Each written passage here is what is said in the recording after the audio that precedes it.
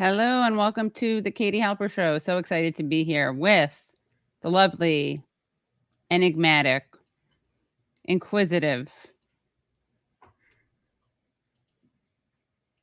disruptive Leslie Lee. Oh, thank you so much. Happy to be here again. Of course, yeah. I'm just shutting off my YouTube so that there's no echo. Again, that fourth wall coming down 30 seconds into the stream. How are you doing, Leslie? I'm doing good. I'm good. Doing good. How are you doing? I'm good. It rained a lot where I am. Did it rain where you were? Yeah, it was really raining a lot. Like cats and dogs. It's a problem. That's probably a problematic term to our furry friends. Rain cats. Yeah. Taco is down there. Oh, I should mention, Taco is a little sick. He's a little What's bit wrong with ill. Taco? Let me tell you. So I may have to, go and give him a walk because he has a little bit of a tummy ache. I've noticed he's gotten these tummy aches kind of regularly, and I finally noticed that it came when he was taking his medicine. Now, would you like to guess what the medication Taco is taking that's giving him, these issues? You're kidding. Ivermectin. Taco's been taking ivermectin. No, he's not. He's really? Yes, really. Taco's been taking ivermectin. Most dogs are probably immune to COVID. So wait, why is he taking ivermectin? It's a dewormer. For the dewormer. Yeah, just like because he's a dog. Right, that's what I thought. But then you brought up being immune to COVID. So well, since he has taken the ivermectin, I would assume most dogs who are on that specific heart dewormer are immune to it. It's a pretty popular one, I think. Okay, they're already immune to COVID. You're saying? Yeah, most dogs will probably already be immune to COVID, I would imagine. But totally unrelated to ivermectin. I'm joking. Yeah. Oh, sorry. I'm sorry. I didn't get it. Is he really on ivermectin, though? Yes, he's really on ivermectin. Okay, see, there's a lot of variables, and I can't tell what's truth, what's fact. I can't separate he's really on ivermectin. fiction. Okay, got it. All right. So now, are you gonna? And he has a tummy ache. Yes, yeah. Okay, it's more than just a dewormer. It won the Nobel Prize for other stuff. No, we're not getting into it today. We're not getting into that, but I'm pretty sure it won. I do not care. What did it win? It's not like it won. It's not like ivermectin is a genius walking around. It's a medication. And if it won, what was the Nobel Prize for? I think it was for deworming. Was it for something else? I'm not getting into it. Like, if you want to take it, take it. You'll end up like Taco. Yeah, no, it's safe. My dad actually, I think some people, it can be good. It's not, it doesn't prevent anything. That's what you got to know. Will not prevent anything. Yeah. But you know what? We are going to have someone on the show, and this is not going to be about ivermectin. No. This is going to be That was just a lighthearted joke. That was a lighthearted joke that probably got about 1,000 people to unsubscribe. What's that yellow frame, Leslie? Is that something you turned on? Oh, that's mine. Thing. Leslie is always one-upping me. He's always showing me up. I can either have it like be black or have the yellow frame because that's what I normally use. I'm sorry, I'm gonna show out. If you don't mind me peacocking a little bit. Yeah, you're peacocking. Let's see the black one. I actually think. Well, it's just because the only thing I can safely do while we're on the stream is turn it off or on. But if I turn it off, then it just leaves that kind of ugly black thing there. So I figured you're like wearing white to my wedding, though. I'm sorry. I didn't have time to redo my whole. All right, next week we're gonna get like. Next week we're getting, I don't even know what, but it's going to be color coordinated. It's going to be amazing. Just wait, guys. We could take our time and get something going, some custom graphics for the K Halper show together. Why not? Why not? In fact, I should do a peacock like background. Yeah. You got a lot of space to work with there. I just have like air behind me, so it's a little bit difficult. But you can really, touch it up back there. I could. Even though it does look nice now, but yeah. Thank you. Yeah. Well, we have a great show for you guys. So excited for this show. And I want to thank everyone working on the show. So, of course, Leslie, then we got Tyler, Varushka, Brad, Nick. And we have an amazing show. We have at least three guests coming on. We got Amy Merrill, the co-founder and digital director of Plan C. She's going to talk about abortion pills. We have Dr. Reshma Ramachandran, who is a family medicine physician, scholar, and advocate for ending vaccine apartheid and big pharma profiteering on the global pandemic. And then we have anthropologist Jemima Pierre, who will be talking to us about the human rights crisis in South Texas, where thousands of Haitian immigrants are facing inhumane conditions. And she's a UCLA professor. So we are very excited. But before we do that, we're going to do a little segment, and it's called, are you guys ready for this? It's called The Good, the Bad, and the Ugly.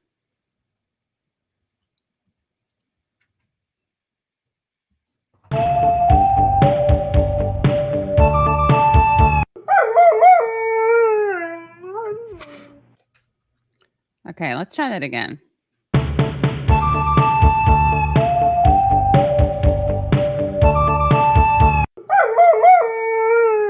There we go.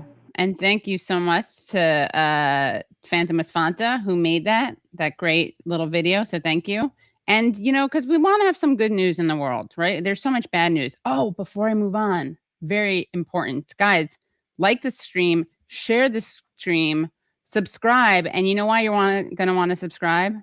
This was actually Leslie's idea. He's the bad cop. I'm the good cop.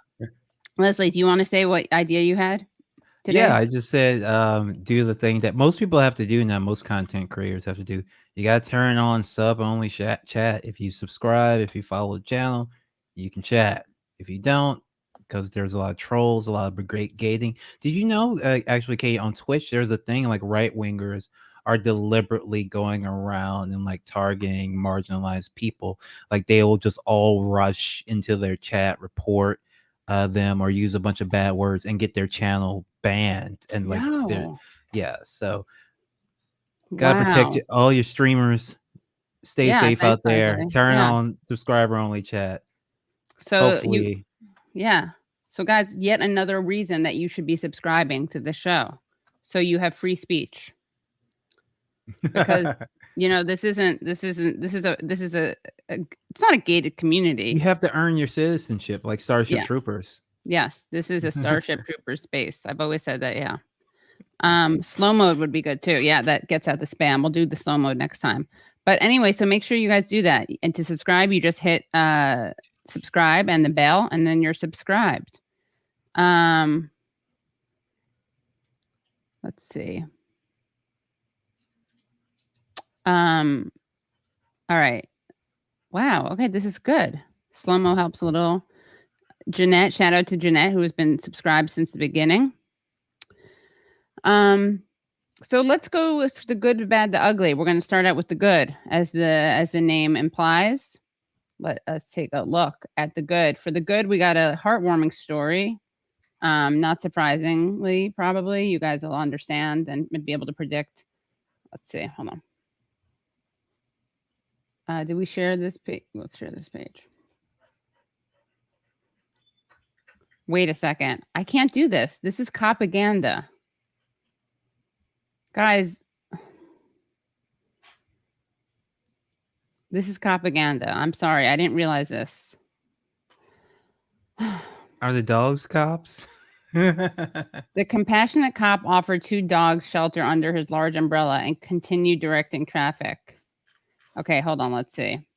Cop shares umbrella with stray dogs during heavy rainstorm. It meant the world to them. I'm reading at the Dodo.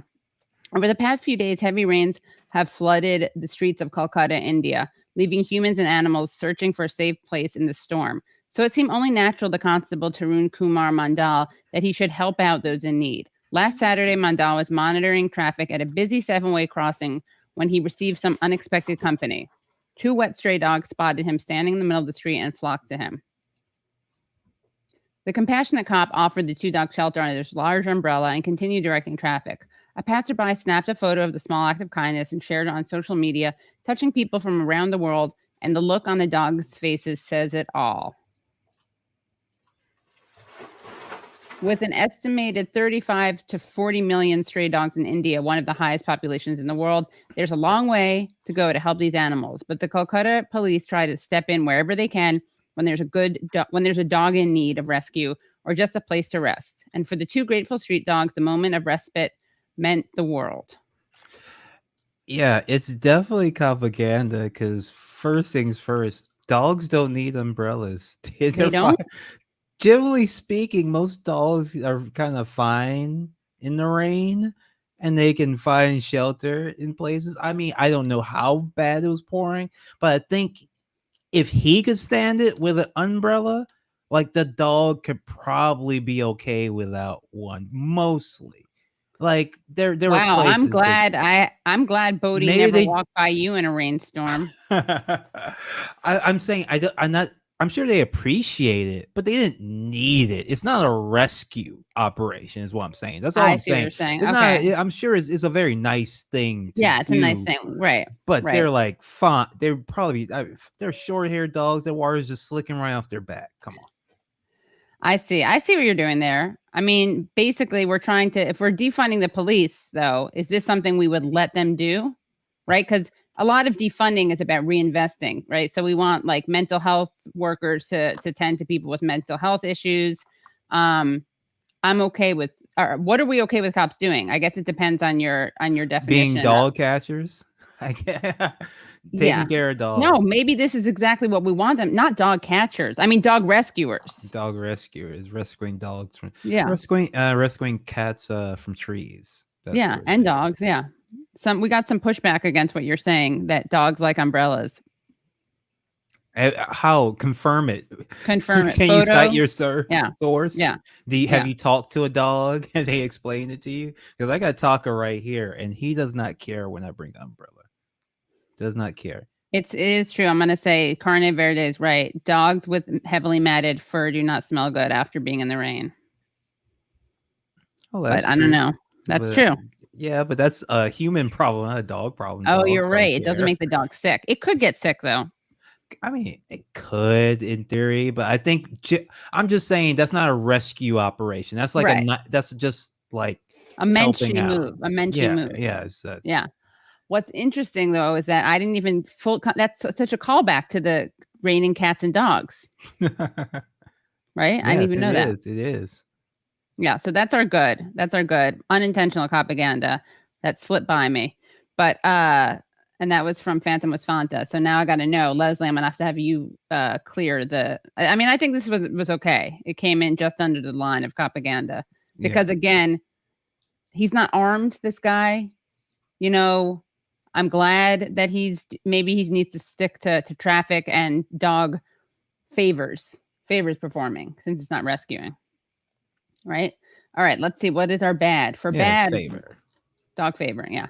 Okay. So then for bad, we got a story that's God, I'm really gonna. Okay. So first I got some ivermectin jokes, so people hate me. Then got some propaganda, so people hate me. Now I'm gonna read a little bit from an article in The Intercept. So people hate me, but I don't care. They do some good journalism. We've gone through that before. Oil company official overseeing crackdown on pipeline resistance cut teeth at Amazon and Exxon. In the small world of corporate security, officials like Enbridge's Troy Kirby take counterinsurgency practices from one mega company to another. So basically, let's see. Do we have a sentence on this, or am I going to read an entire Intercept article? Or were you meaning to share this on the screen? Yeah, I can do that too. Hold on 1 second.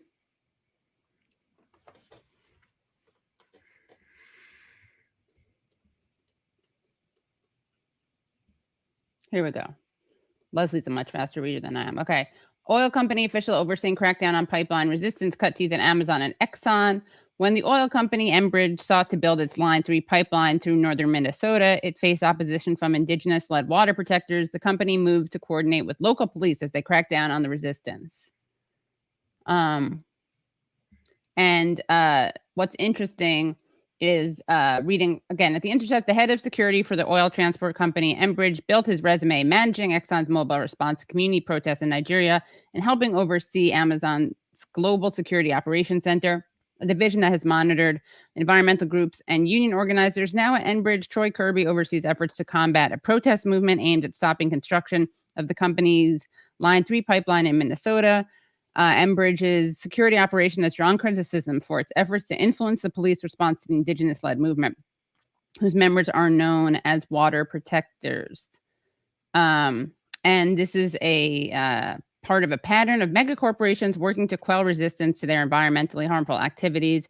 Enbridge's close cooperation with police, including payments and intelligence sharing, has been deemed by academics and water protector critics as emblematic of corporate counterinsurgency, a suite of tactics ranging from public relations campaigns to surveillance and support for armed force designed to win over communities to controversial profit-making projects. All right, that's bad, right? Yes. All right.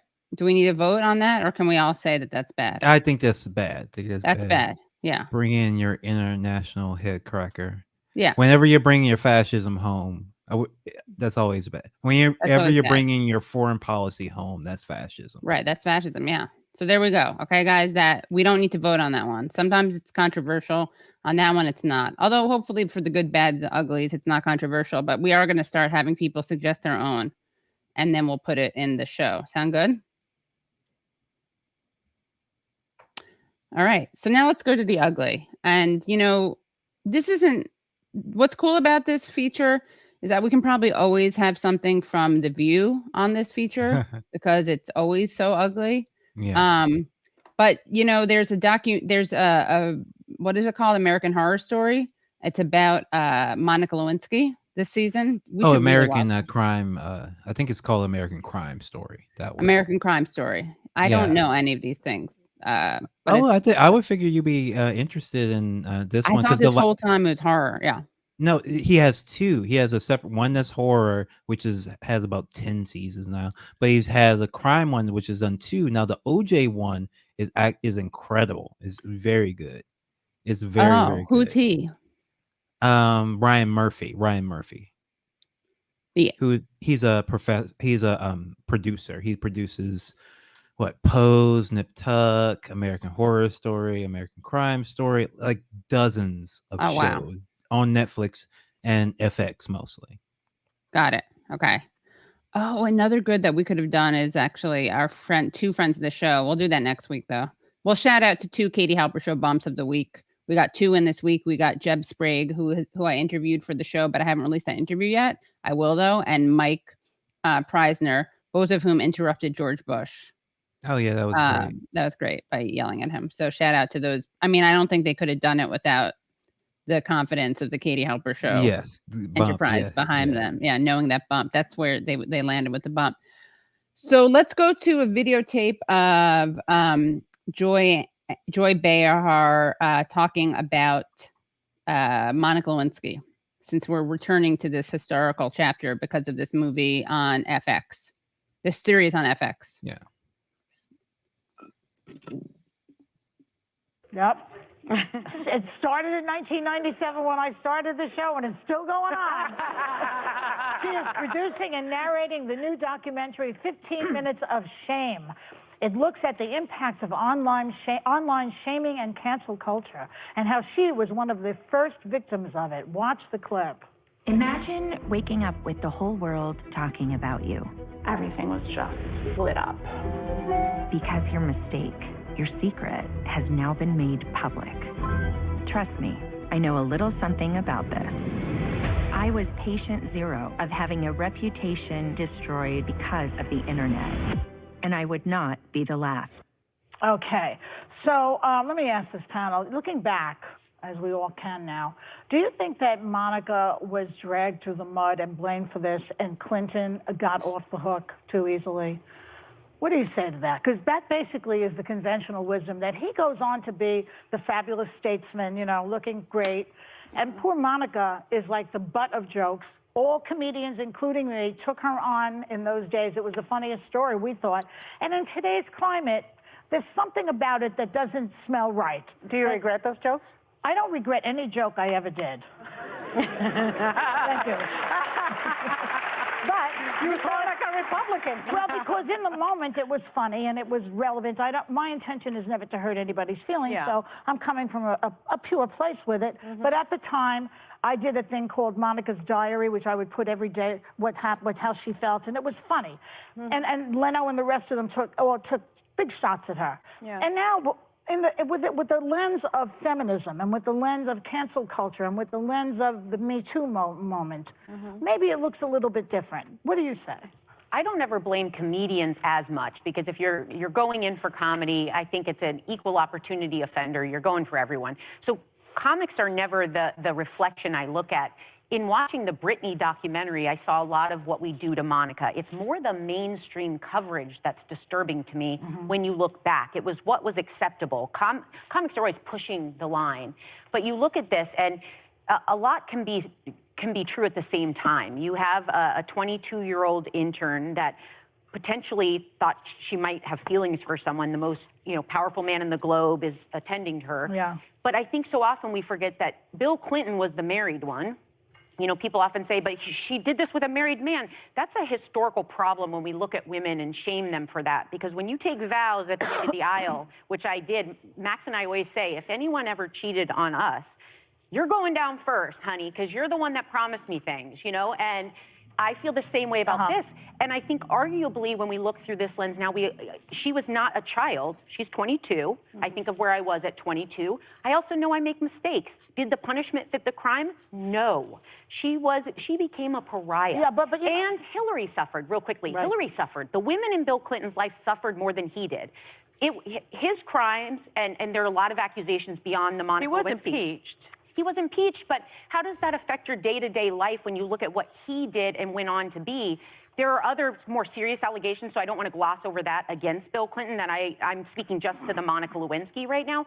But even when Hillary ran, everything he did was used against Hillary. Like, I just find that he was impeached, but he won. The vote was not there to convict him. I think that if that impeachment had happened today, he would be convicted, and he would be convicted by Democrats. The same Democrats who kicked Al Franken out of the Senate for much, much less. Democrats tend to hold themselves and hold their own to accountable and to a higher standard. What I do think, though, is I think that, things have changed. The Me Too movement definitely changed the way we look at the power dynamic. I think at that point, Monica Lewinsky probably got the brunt. And what she just said in that clip that her life was ruined by the internet. Look, her life was ruined by the actions, her decisions, and the mistakes and the...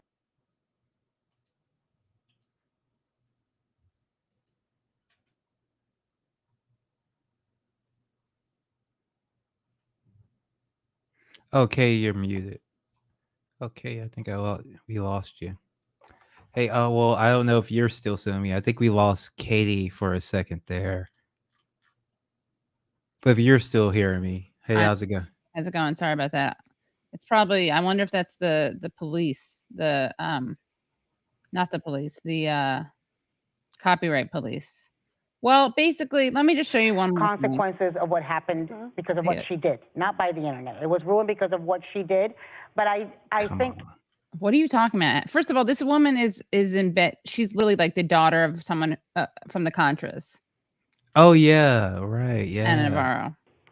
Bill Clinton's life did not equally suffer. Well, after the presidency, he had a lot of luster. I see it. Wait, you saying Clinton was the victim here? Hold on. Monica Lewinsky probably got the brunt. And what she just said in that clip that her life was ruined by the internet. Look, her life was ruined by the actions, her decisions, and the mistakes and the consequences of what happened because of what she did, not by the internet. It was ruined because of what she did. But I think Bill Clinton's life did not equally suffer. Genius. Well, after the presidency, he had a lot of luster. I see it differently. When we talk about cyberbullying and harassment. Hold on, let me see if it works better. Sorry about this delay. Let me see if this works better. Tyler, can you put the link in the private chat? I'm going to try to play it as a... There are kids, 50% of kids that are cyberbullied have suicidal ideations, right? So that is a real thing. Public shaming is a real thing. But I don't know about this cancel culture and Monica being canceled. I think it's about consequences. And there are consequences at 22 years old for having an affair with the married president of the United States. There are consequences to that behavior. And was she unhireable? Was she a pariah? I remember a handbag line. I remember that she was a dating show host. I remember that she got a degree after going to the Lewis and Clark. I know they're sick, right? College, they're just Leslie, sick. she's not a pariah or unhireable because she went to Lewis and Clark. No, because she had to do the tour of mostly embarrassing things that people who were scandalized in the 90s did. That's not Right. like a thing that was like cool for her. Right.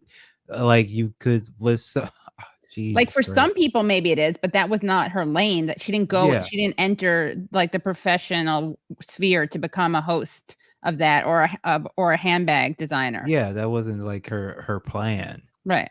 That was opportunities that were given to her in mostly because she was like a laughingstock. Yeah, laughingstock. Like imagine her dating life after this also. Right? Yeah, like well, I mean, there are even stories about her dating, like because Jake Tapper went on a date with her once, which is a infamous story on Twitter. Oh my God, I'm gonna have to check that out for next week. Yeah. Okay, let's see what else she says.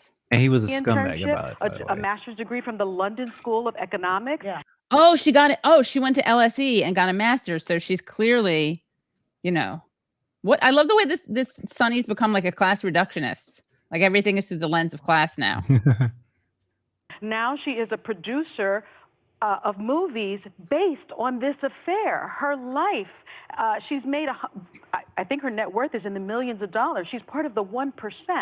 And so when you talk about what are you and how did you make that money? I bet off of talking about stuff like this. Yeah. And a pariah, I'm just not so sure about that. Okay, I would submit here that the real victim was the United States of America and Hillary Clinton. Because if you remember, when the debate was going on between Trump and Hillary, Trump brought in all these so-called victims of Clinton's peccadillos, right? No. Okay? Okay, here she says peccadillos, right? And everyone laughs. So-called victims, so-called victims. Okay, Joy Behar. Do you know who these victims include? Juanita Broaddrick. Now, this is what is so amazing about these women. They are so entitled and insular that they don't even understand that they just brought this somewhere else, right? Like Monica Lewinsky says of her own thing with Bill Clinton, that it's not a Me Too story, but that it was a gross abuse of power. That's how she frames it. Now, people are free to frame it as a Me Too story, but what it isn't is what happened with Juanita Broaddrick. Yeah, why would you even bring that into it? Why would you even go there? Yeah, these are people like Juanita Broaddrick has credibly accused Bill Clinton of rape, of grabbing her, throwing her down, biting her lip so she couldn't scream. There's a witness who saw her swollen lip. And the fact that these people are complaining that, you know what? Guess what, guys? That was a master opportunistic move on the part of Trump. He gave Juanita Broaddrick the chance to talk that no one else had given her after she came forward the first time. And by the way, when she did come forward, she didn't want to come forward. We're going to have to do a whole episode on this, but she didn't want to come forward because she didn't want to go there and have to deal with him. Kind of powerful guy. And then when she did, she was not included. She didn't testify in the impeachment case because her allegation of rape fell outside the purview of the impeachment. And Kenneth Starr included her in a footnote because he did find her credible, or I'll say he did not find her not credible. Okay. So, people say that he didn't include her because he didn't think she was credible. That's not true. He didn't include her because rape was not part of the, impeachment. The impeachment was about the obstruction of justice, right? So had Juanita Broaddrick actually just wanted to get Clinton, she could have easily lied. She could have said, yeah, he threatened me to not tell anyone. All she had to say was that he said to me, don't tell anyone. She could have pretended that he had said that to her in the room after it happened, right? Yeah. But she's not a liar, I would say. And I actually believe her. And also, what the hell is this line with the peccadillo? And all these people are yelling, are laughing. Sorry, I'm yelling. They're laughing. I'm yelling. Hold on. Hold on. What's that weird noise? That was Taco. Oh. Okay, he disappeared again. Well, hello everyone. Welcome to Struggle Session. I am Leslie the Third, You can find us at patreon.com/struggle session. And by the way, I don't mean to yell at people in the chats. Most people are And if they had brought in, with this, but some people are like think that this is annoying gossip. They don't understand the political ramifications of why we're talking about this. Like Leslie, you and I will talk about some gossipy pop culture stuff sometimes that doesn't have any political relevance, but this is actually something that has a lot of relevance. It's about like sexism, classism, how Me Too has been sold out. So if you don't get that, you should watch some of the other shows that I've done on this. Or they can watch another stream. I'm sorry, folks. I do have to be the one to remind you that you are on a YouTube channel called The Katie Halper Show. That means you will come here and watch what Katie wants to talk about. If you don't want to watch what Katie wants to talk about, you should not be here under any circumstances. You didn't get this on your cable. This didn't come on your TV. Your mom didn't put this on. You typed in Katie Halper on the YouTube to come and listen to what Katie Halper wants to talk about. So she's going to do the segment she wants to do, going to talk about what she wants to talk about. And when you want to say, hey, leave a comment, send an email about things you want to hear on future episodes. Yeah. That's how that works. I don't know how it works on the other shows, but I know y'all ain't over there yelling at Jimmy Dore and telling him what to cover, what segment he can talk about. I know that ain't happening. He ain't gonna do it to Katie. Thanks, Leslie. Wow, look at that. What a mensch. Puts that cop to shame. Trump's victims and those who they wouldn't have done anything. Oh, they would have needed an arena. Exactly. And to be clear, there were a lot so this is the but Trump argument, right? He allegedly abused a lot of women. Bill Clinton. Yeah, he but when he brought those women Monica. into that debate, that hurt Hillary Clinton. And that is the real victim. Oh, the really? Lost a great person. Hillary Clinton could have been the president instead She's of alive. that criminal that we had there for 4 years. And that's the real loser. All right, so I see what Joy was trying to say.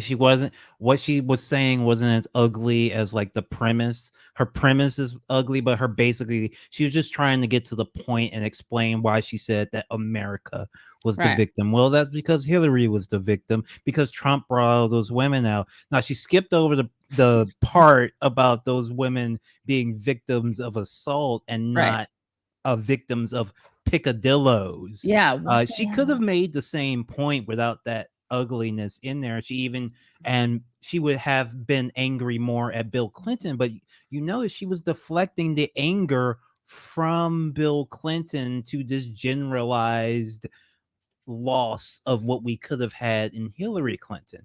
Right. Well, then be mad at Bill. Like do a segment about what a scumbag Bill is. If he cost her to it's so funny because like Bill Clinton was such an awful, like he cost both Al Gore and Hillary Clinton the election, and people will still want this old creep hanging around. I don't know why. Friends with Jeffrey Epstein. Yeah. I don't know what to remember when it's so wild because this is supposed to be a show about women for women, and they're just like they should be the ones having Juanita Broderick on. Yeah, they'll never do that though. And also, allow me to please say that sorry, I took a screenshot and made noise. Allow me to say that it was when they used the term vast right-wing conspiracy around this. So this is also an example of something that they benefited from. This episode, they managed to use this as a moment to remind people. What makes it complicated is there was a vast right-wing conspiracy against the Clintons, but that doesn't mean that everything fell under that. So there were times when they did the wrong thing. They did something wrong. I mean, lots of times. And they always use this as a get out of jail free card because there were some people who had crazy theories about them. But lots of times the theories weren't crazy. They were just actually the truth. And, Hillary Clinton, she made her decision to stand by her man. And that's fine. But she's not,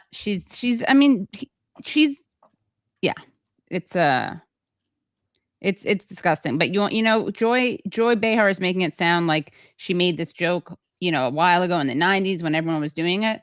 Let's just watch this quickly. Then we're gonna bring this over. Hey, that's why honey. Apartheid in the chat from Germany. Hello. Oh, she's in Germany. Yeah. Hi. Okay. Germany. I'll highlight that. I wanted you to go too. That's why when he brought up these allegations, I wonder if she missed the opportunity.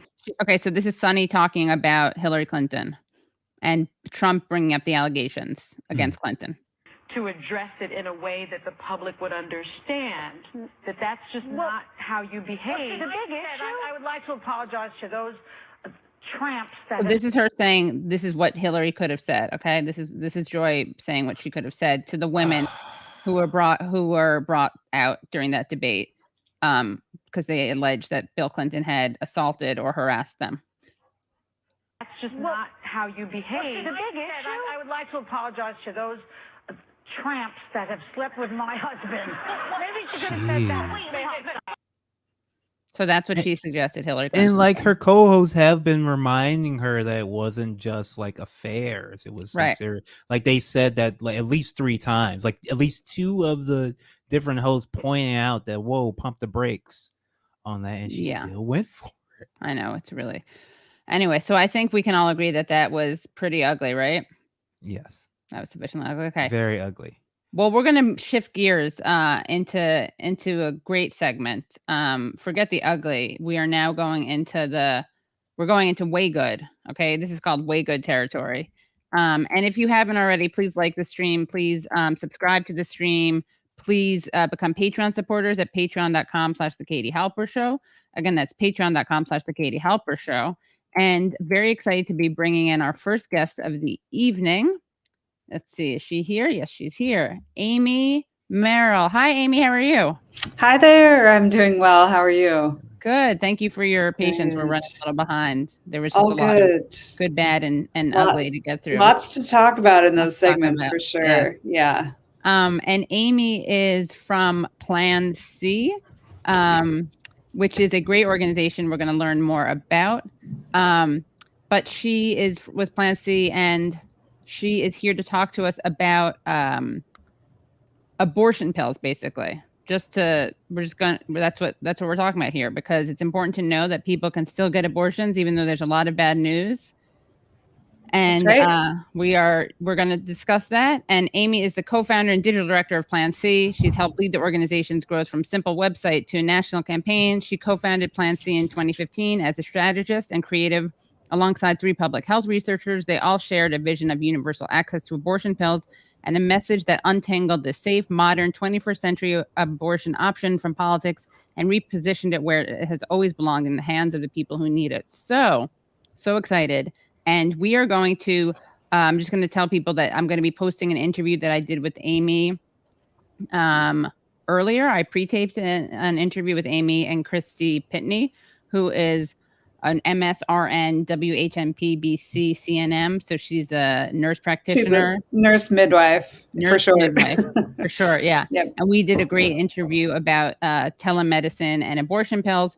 But we wanted to make sure, and that'll be posted and linked to here, but wanted to make sure that we showed people what basically how people can still access abortion pills. And so I'm going to just open up this Plan C website.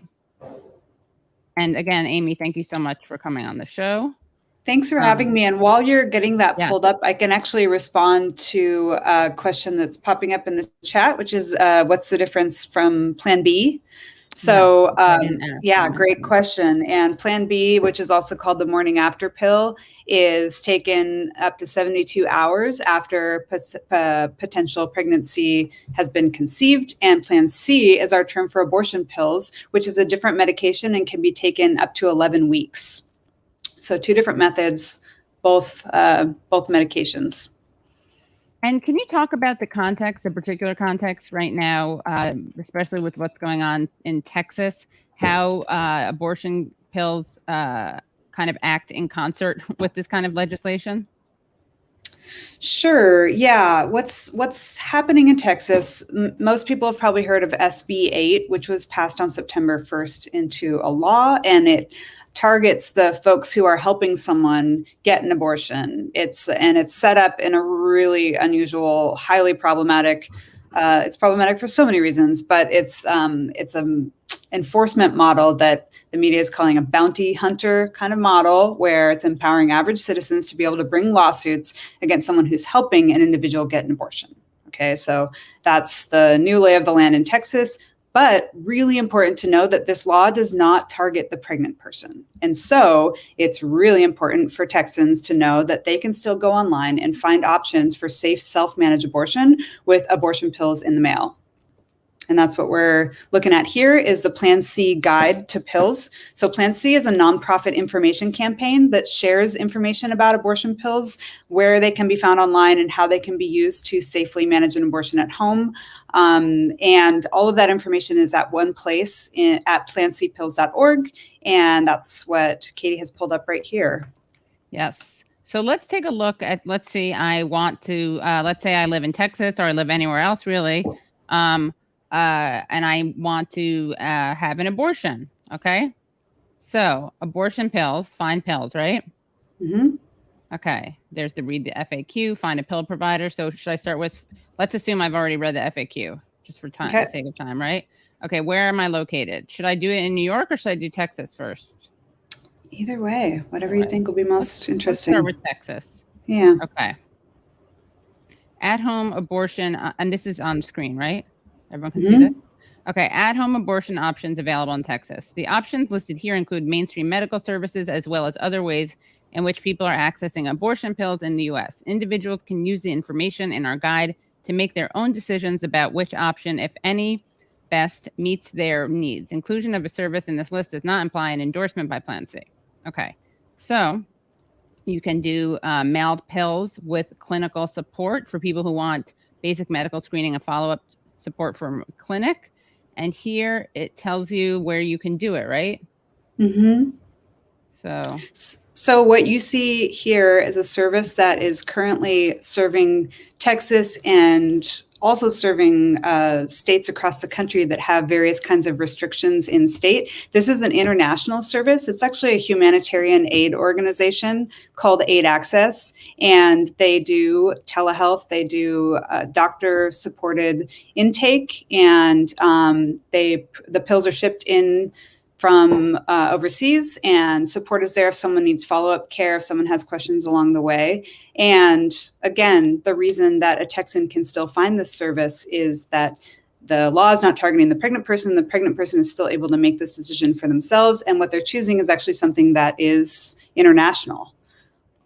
And that might be a question people have too, is that, you know, you're going to see more of these laws pop up. We're hearing now about SB4. These are laws that are targeting providers in the US, either in the state or within the US.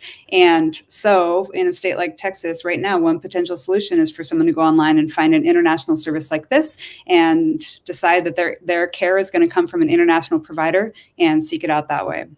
Right. And that's, you know, one of the things that's kind of historically, like, anti-choicers have not liked to punish the women because it just doesn't poll well. I think people, I mean, as much as punitive as these laws are, I think that people prefer to pretend that the women are worthy of protection. They pretend that that's the issue. They have to protect the women, even though, as you talked about earlier in our interview, Amy, it is riskier and more life-threatening to deliver a child than it is to have an abortion, which is something that people should really keep in mind whenever anyone pretends that the reason that they are anti-choice or, to be generous, anti-abortion is for the health of the mother. Correct. And that is, you know, not even addressing this whole question of what does that woman, that pregnant person actually want with their life, right? Yep. Yes. Then you go through the pros and the cons, right? No insurance. So here, the pros are that Aid Access has served 10,000 plus people in the U.S. with online intake and help desk email support. They're carrying a confidential system backed by professionals with more than 2 decades of experience in reproductive health. Internationally has received a great response, and they're boldly serving people who otherwise would have no access to safe and affordable abortion care. Cons: no insurance or Medicaid accepted, though Aid Access offers a sliding fee scale. And the ship time can be 2 to 3 weeks. Use of the service may expose you to legal risk. Okay. So that's... Do you want to? So that's what we talked about earlier. There is a really wonderful service that everyone should also know about, which is called the Repro Legal Helpline. And it's run by a nonprofit called If When How that was formed about 5 years ago as well to specifically address lawyering for reproductive justice, meaning they're there for anyone who has questions about their particular situation in their particular zip code. So Repro Legal Helpline is a really essential support service to know about. And then there's also a hotline called the mahotline.org. And that's where someone can go for medical questions for, again, you don't even have to have made this choice. You can just call the MA hotline and ask about this particular process and ask maybe about your particular health situation, get all your questions answered. And again, these are just tools that exist. These are resources that currently exist, and they specifically exist to support someone in making this decision for themselves and finding the care that matches their own needs. Right. And then this is something, then we have mailed pills without clinician support. Yeah. So what you'll find here is this is actually how this website first came to be, or rather, we built a website that was purely informational, saying, did you know that abortion pills exist? Here's what they are. Here's how people use them. And then we started to notice that these online pharmacies were popping up and that they were serving people. They were shipping what was called an abortion kit, which is basically the combination of this set of medications, mifepristone and misoprostol. And that's what you see here. These online pharmacies are still online.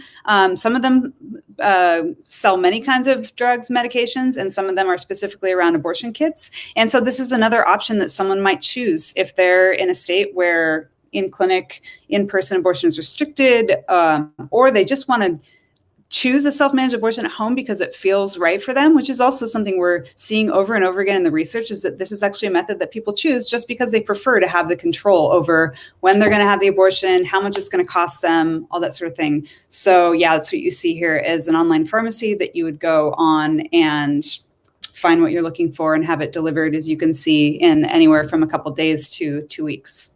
Right. And there's the costs of it.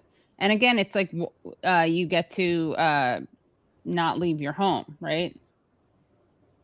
Which is exactly something that people probably like. Yeah. And that's where this campaign had its first kind of growth spurt, or we really started to receive national attention during the pandemic when, we had been talking about online access for years. We had been saying, why isn't this more available? Shouldn't people know? Shouldn't people be able to go online and get the telehealth and the autonomous care that they choose, that they want? And then during the pandemic, everything started changing. Telehealth became more of the norm. And you started to look at these restrictions on abortion pills more closely. You start to see that they're not based in medicine. They're not based in science. They're political. And they've been there for 20 years because of politics of abortion. So what happened during the pandemic was that the FDA actually lifted the restrictions, saying, we acknowledge this is a national health crisis, this is a national emergency, and during this time, we're not going to require people to go in person to a clinic to pick up this pill that can very effectively, very much the same outcomes, be mailed to someone's front door. So that's what changed during the pandemic. And also just to mention, we're going through the guide for Texas right now. Yeah. But if you did choose New York, or if you chose a state like California, you would see that there's telehealth providers, telehealth startups that are based in that state, that are functioning under a very modern model like you'd see for so many other types of healthcare needs. Here in California, where I'm seated, there's a company called Choice, and we want to highlight this because it shows you the difference between options just because of someone's zip code. Just because they happen to live in Texas versus California, they have a very different set of options just in the past year as these telehealth companies have come online. And that's really important for people to see and, decide to do something about, decide how much it matters to them to have as many options as the state next to them.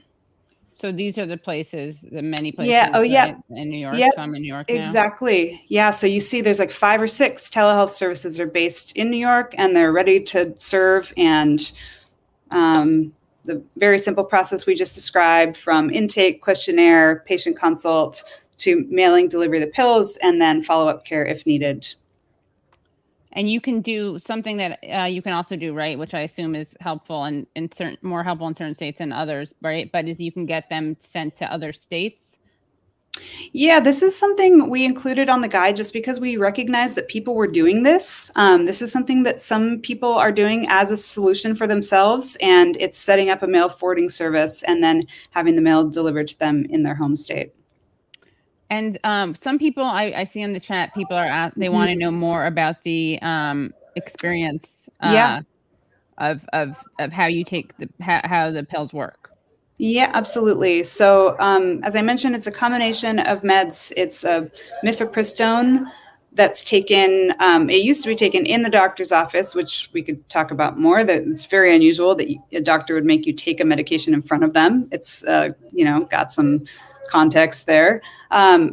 Anyway, if you're doing it at home, you take the first pill and then you wait 24 to 48 hours and you take the misoprostol, which is the second medication. And typically the method is that you let it dissolve in your mouth and then you spit it out. And then you are basically in a little bit of a waiting period as the effects of the meds start to take hold.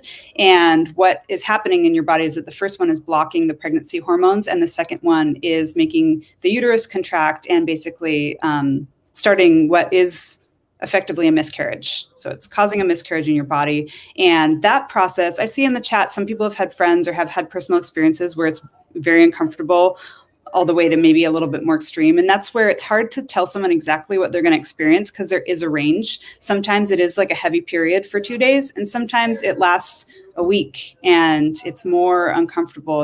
It's more of a process. And that's where these hotlines are really important, where they come into play is that if you had any questions along the way, you could just call one of these medical hotlines and you could get a consult on exactly where you're at in the process. And you can also find in the Plan C FAQs a list of risk factors and also signals what you should be looking for to know that something is actually wrong. And that's when you would take yourself to the emergency room in the very rare case that something is going awry, and you would get treated for a miscarriage. Right. And it is safer, right, than Tylenol in terms of morbidity? Exactly. These pills, this combination. Yeah, and that fact is so important just to help people wrap their heads around. Then why is it kept out of pharmacies? Why is it not more available? All around the world, millions of people are self-managing with abortion pills from the pharmacy every year. And here in the States, we are way behind. We are in a very different scenario, and we can talk about why. It's just the nature of abortion and the politics around abortion in this country. Yeah. And I want to say too, I know sometimes this is kind of a continuation of these medical questions. The idea is not that this is the perfect choice for everyone. The idea is that someone should have every option available to them, every modern option for choosing their care. And that's not the case right now. And that is where we are, mobilizing volunteers. We are hitting the streets saying, Texas deserves better. These states deserve better. They don't deserve to have a confusing, scary legislative situation where they don't really understand what's available to them. Maybe they even think abortion is now illegal or, is not an option for them. Whereas, again, in a neighboring state, they have a whole slew of options that they can choose from, and they can get the exact kind of care that they seek. It's a justice. At the end of the day, it's a justice and equity situation. And that's where we're pushing for, lower costs on these services overall. And we're pushing for better information sharing, better access, whether it is online or in person. And we're walking right alongside the wonderful organizations that are in the courts and fighting for getting rid of these unjust laws. Great. Awesome. Anything else that you want to make sure that we talk about? And again, I'll have the other clip uploaded soon where we go through this. Amy and Christie and I talk about it in more detail. Perfect. Thank you. Just that the number one thing that you can do if you're motivated to help is just share this information out. This option exists, and it's safe and effective, and it is available online. And the way it's going to become normalized in this country and become more available is just by spreading the word and making sure everyone knows And we have a program for volunteers called the Ambassadors of Information. If someone felt like getting more involved, that's there for you. And Christie talked earlier about the providers that are stepping up as well. If you or someone you know is a medical provider and you're curious about how you would become a provider of telehealth abortion, then you can come to the Plan C website and get more information on that too. Awesome. But yeah, really, we just want everyone talking about it, everyone posting about it, everyone spreading the word to be sure that the information movement is happening and that this info is in the hands of anyone who might need it or anyone who might talk to someone who needs it. It's really just about seeding the information all over the country. Yep. And Bill Cole has a question. Question for Amy. Is there federal legislation that could be passed to protect the abortion pill and make it more safe and effective? For sure. I mean, yes, the FDA restrictions could be lifted. Again, they're not medically based. They're old, they're outdated. They are still in place because of politics. They're lifted right now because of the pandemic, but the FDA could remove those restrictions. And with the dialogues and the pushes that are happening right now around bills like the Women's Health Protection Act, there could also be protections put into place for abortion pill access specifically. And in the meantime, yeah, again, it's just about helping people to understand what's available. But yes, the vision is, I should mention too, thinking of that and thinking of federal protections, the vision is that this would be over the counter because it is on par with so many other medications that are over the counter. Plan B, which was mentioned earlier, you can now find on Amazon Prime. It's very available. And, the vision for the future is that Plan C or abortion pills would be in the same status. Okay. And as of now, the status is what? The status is that it's prescription based and that it is available through these channels that we're talking about now, which is either through a provider or clinic or through an online pharmacy. And again, if someone is seeking provider-based care, that's great because they're getting both at one time. But just based on the science of the particular medications, it is safe enough, it is effective enough for self-use that it could be over the counter. And so just to kind of fill in the picture of where we're headed, what we see in the future, that's part of it. Awesome. Yeah. Great. Thank you so much, Amy. And I'm going to make sure to do a lot of Instagramming really about that and stuff. Yeah. This is really great. Awesome. Thank you, Leslie. Thank you so much, Katie. Thank you. All right. Okay. I hear some enthusiasm behind you. There's some neighbors. Some neighbors getting rowdy. Support the cause. Yeah. Exactly. Great. All right.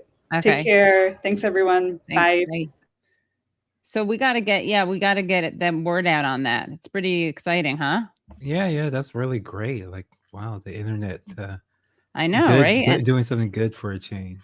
I know, and you know how I heard about that? Here I go.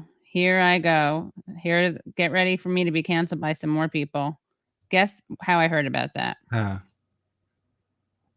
AOC tweeted about it. Oh. But you know what? The power of the tweet. I'm sorry. I don't care what you think about that person. That worked. Yes, it did work. It did work. Yeah. So I'm putting up an Instagram image right now. So guys, don't forget, what are you going to do right now? You're going to like the stream, share the stream. I mean, you may not. I'm asking you to share the stream, like the stream. That was a pretty cool segment, right? Oh, yeah. It was amazing really information. Cool. Yeah. So we're going to bring in our next guest. We're going to have to do some hashtags. We're going to have to do some pins, right? We got to have some merch. But it is kind of crazy. And it is a really great way to take it out of the area of stigma, right? And like trauma, because abortion, people have different feelings about it. It provokes different responses in different people. For some people, it's a hard choice. For other people, it's not a hard choice. I think that we don't ever see movies about that. Like, there needs to be a rom-com where someone's like in a rush to get an abortion, like within the statute. Yeah, there actually is one. There actually is literally. Well, it's not a rom-com. It's a road trip. It's like a coming-of-age road trip about two teen girls who have to go to another state in order to help one get an abortion. And from what I understand, I didn't finish watching the movie, but from what I remember, they didn't portray it in the same way that like a Juno would, right? Or like most of the like basically anytime a woman gets pregnant in a movie, yeah. And they put anytime abortion is mentioned, she always decides not to get it, or she completely agonizes over it as is the most important, like the defining choice of her life, when it's not for most, people. Most people who get abortions most of the time is not the one thing. It's like, but there's such this stigma around it, and we just have to get rid of it, because as you can see, you can order it online and have an abortion at home, because it's a medical, it's a medical procedure that you should have the option of choosing to do if you get pregnant. That's it. Yeah. Well, we're going to continue on our medical theme, guys, but make sure that you take a moment right now to like the stream, to subscribe, become Patreon supporters at patreon.com/The Katie Halper Show. Again, that's patreon.com/The Katie Halper Show. And we are going to bring in our next guest. Very excited. Let's just bring her in right now. Let's see. Okay, here we go. Oops. Reshma Ramachandran, welcome. Thank you so much for coming on. Yeah, thank you so much for having me. Of course. And just so people know, you are an MD, MPP, a family medicine physician, a fellow in the National Clinician Scholars Program at Yale University. Your research includes examining vaccine prices towards understanding future trends for COVID-19 vaccine prices, as well as access to COVID-19 vaccines in countries hosting clinical trials. And earlier this year, she testified in front of Congress on COVID-19 vaccine pricing issues and potential policy solutions. She sits on the board of Universities Allied for Essential Medicine in North America, a member of the People's Vaccine Alliance, and co-host of the Free the Vaccine campaign. So please tell us what you are working on right now, and welcome to the show. Yeah, thank you so much. With the People's Vaccine Alliance and a number of other organizations, including those that are from countries that are facing significant disparities in accessing even a first dose of the COVID-19 vaccine, we've been calling on world leaders, including President Biden, especially this week at the UN General Assembly, to take real action to ensure access. Unfortunately, we had a COVID-19 summit yesterday, and instead of the bold policies that a number of experts and those that are on the ground facing these disparities are calling for, we basically saw a charity that was fairly limited and really acquiescing to the pharmaceutical industry's control of both the supply that's fairly limited of the COVID-19 vaccine, and also control of really the price of the vaccine, not just for other countries, but also here at home in the United States. And so what were the things that Biden could have done, and what are the things that instead he did do? Yeah, so it's interesting, on the first day of the General Assembly, President Biden talked about the need for a collective act of science and political will to fight this pandemic. So that would, signal to us every tool in the toolbox is going to be harnessed to really address this access disparities that we're seeing. But instead, what was touted by different world leaders, particularly from wealthy nations, including President Biden, was just donations, and really limited donations. 500 million doses here, a few hundred million doses there, not really meeting the demand that we're seeing from other countries. We still seeing, around 2% of low-income countries, populations, only accessing the first dose of the vaccine. And so what we had been calling for, and we know that President Biden has the capability to do, is to take the technology for the Moderna vaccine that was actually co-developed with public monies from the NIH. All the clinical trials were actually funded from American taxpayers.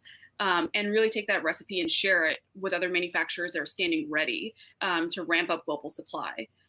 We thought he might invest more money in terms of expanding global manufacturing capacity. But as our colleagues at Prep for All showed just a few months ago, out of the $16 billion that was allocated from the COVID recovery bills earlier this year for expanding manufacturing capacity, only a few hundred million has been used. So, all this resources are available President Biden has the capability to do something, but just didn't do it. And so we really wanted him to really put behind those words. And then finally, he's talked about the TRIPS waiver, waiving of intellectual property, which is a barrier to vaccine access, as well as for treatments and diagnostics. But it's just been words. It hasn't really been action. And he stood alongside the European Union at the COVID summit to talk about donations.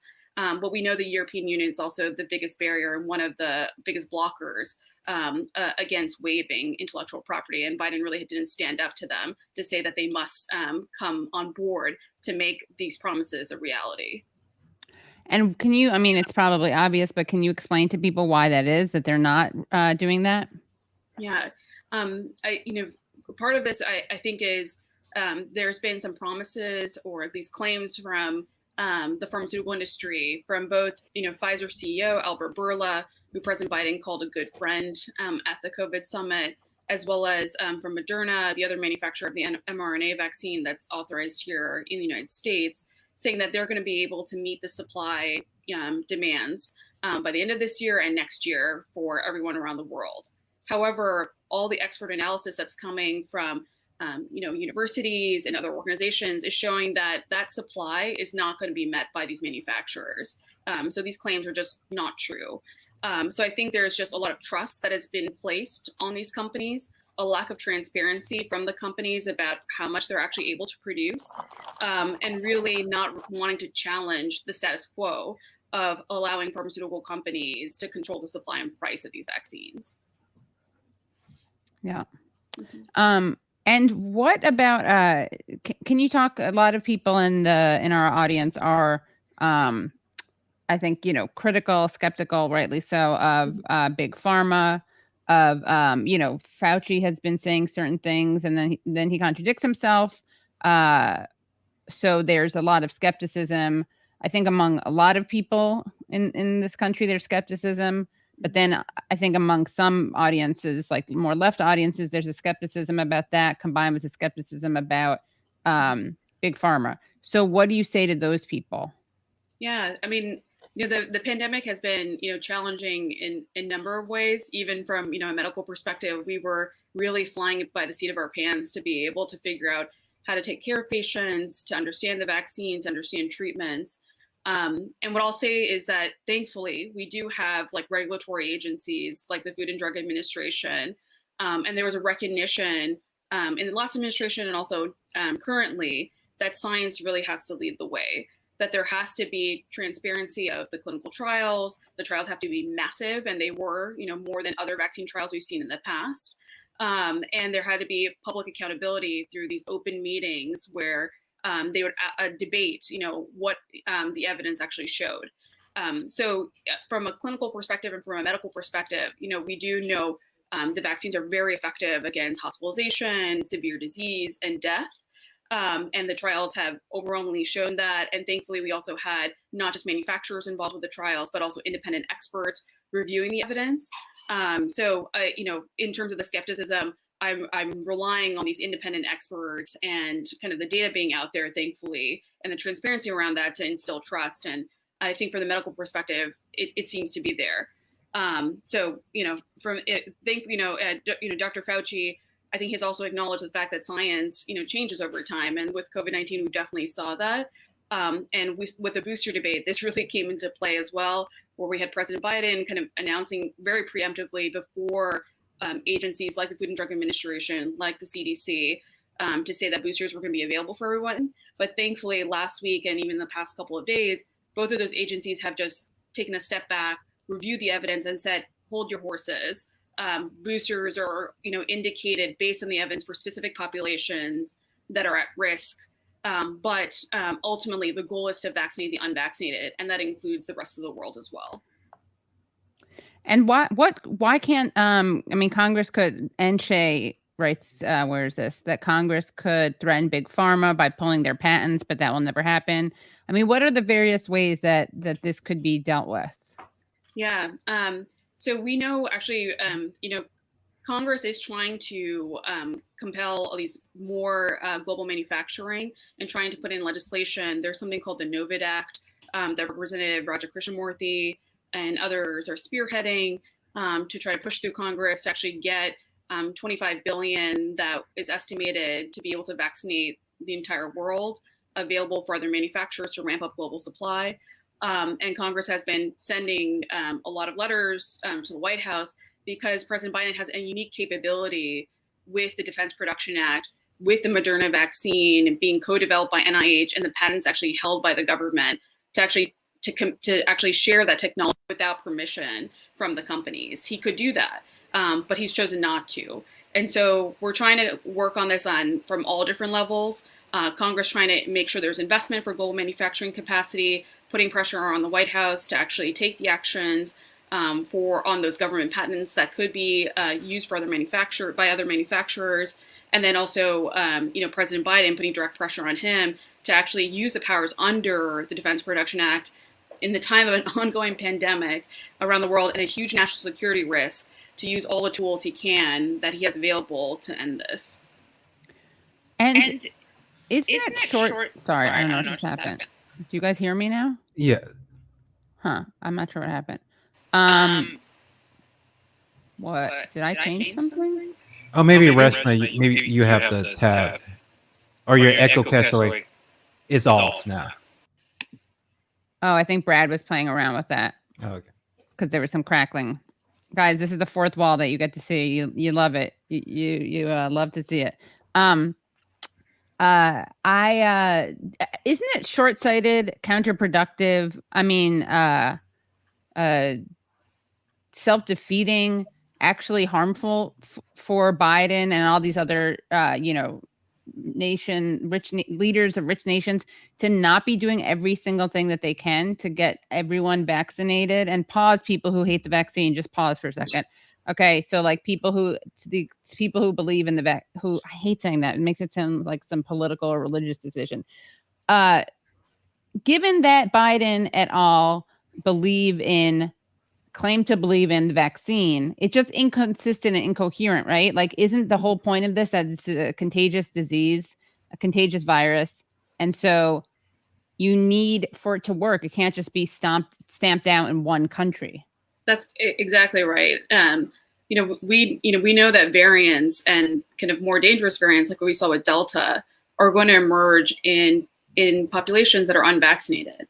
So the longer we keep doing this just creates this perverse cycle of needing to have booster after booster after booster and different types of boosters to address these different variants to be able to end this pandemic eventually. But if we actually don't get to the point of vaccinating the entire world and closing off those pockets of unvaccinated folks, we're never going to get there. And so we're just setting ourselves up for a vaccine arms race by being this short-sighted and by only doing these limited donations or kind of doing these spurts to help, particular countries in their vaccination campaigns, and not even really concentrating probably more resources here at home to vaccinate everyone to really make sure that everyone who's unvaccinated does get the vaccine. Right. Now, there's been a lot of discussion about this and confusion around this, which is that at first people thought that you could transmit the virus less when you were vaccinated, right? Mm-hmm. Now they're saying that you can still transmit it once you get it, once you're infected. But doesn't getting vaccinated, obviously it helps you, the individual. Does it also help others? Yeah, the evidence that we've seen from different countries, or if they've looked at what we've called breakthrough infections, actually shows that transmission is still reduced amongst folks who are vaccinated. So there is still a protective effect also for people around you if you have the vaccine, in addition to obviously preventing severe illness, death, and hospitalization. So that's really good, because I'm getting a lot of questions now, both from my patients, family, and friends, where they have exposures to folks that have COVID, or they might have had an infection that's mild, but they will be around children who have not yet been authorized to receive the vaccine, or immunocompromised folks that are still waiting for their booster, for instance, and they have worries that they might be transmitting the virus just as much as they did before they were vaccinated. But the evidence shows that it seems that transmission at least is reduced, or the risk of transmission is reduced if you're vaccinated, which is great, because that's not just protecting yourself, but also everyone else. Right. Elliot asks, hello, I'm wondering why the Sinopharm vaccine less effective than Pfizer and Moderna, and how much transparency there is with Sinopharm side effects. Yeah, that's a great question, and it's been kind of a tough question. There's been some what we call preprints or non-peer-reviewed literature that has shown variable efficacy rates for the Sinopharm vaccine, and unfortunately, because of the limited mRNA vaccine supplies and kind of the unwillingness of those companies to play ball with other manufacturers, a number of countries, especially in South America, in Africa, are relying on the Sinopharm vaccine for protection. And we're seeing kind of limited effects as a result, and now they're facing surges even when being vaccinated. And so the evidence is still out there, still, we're not completely sure yet, but it's suggestive that the Sinopharm vaccine is maybe not as effective as the mRNA vaccines. The WHO is doing their best to review the evidence as this comes in on a day-to-day, hour-to-hour basis. And there might be a future where we see actually in those countries in particular, mRNA vaccine boosters being critically important for populations that receive those vaccines. Because the efficacy either waned much more quickly or was less effective. Someone in the chat who is, I guess, very much into the idea that it should be a choice. I see this argument sometimes, but those who want the vax already got it. If it protects you, why do you need to force me into it? Yeah. So, I mean, great question. I think there's a couple of different reasons. We're still seeing, obviously, a number of people that are unprotected that have not yet been able to get the vaccine.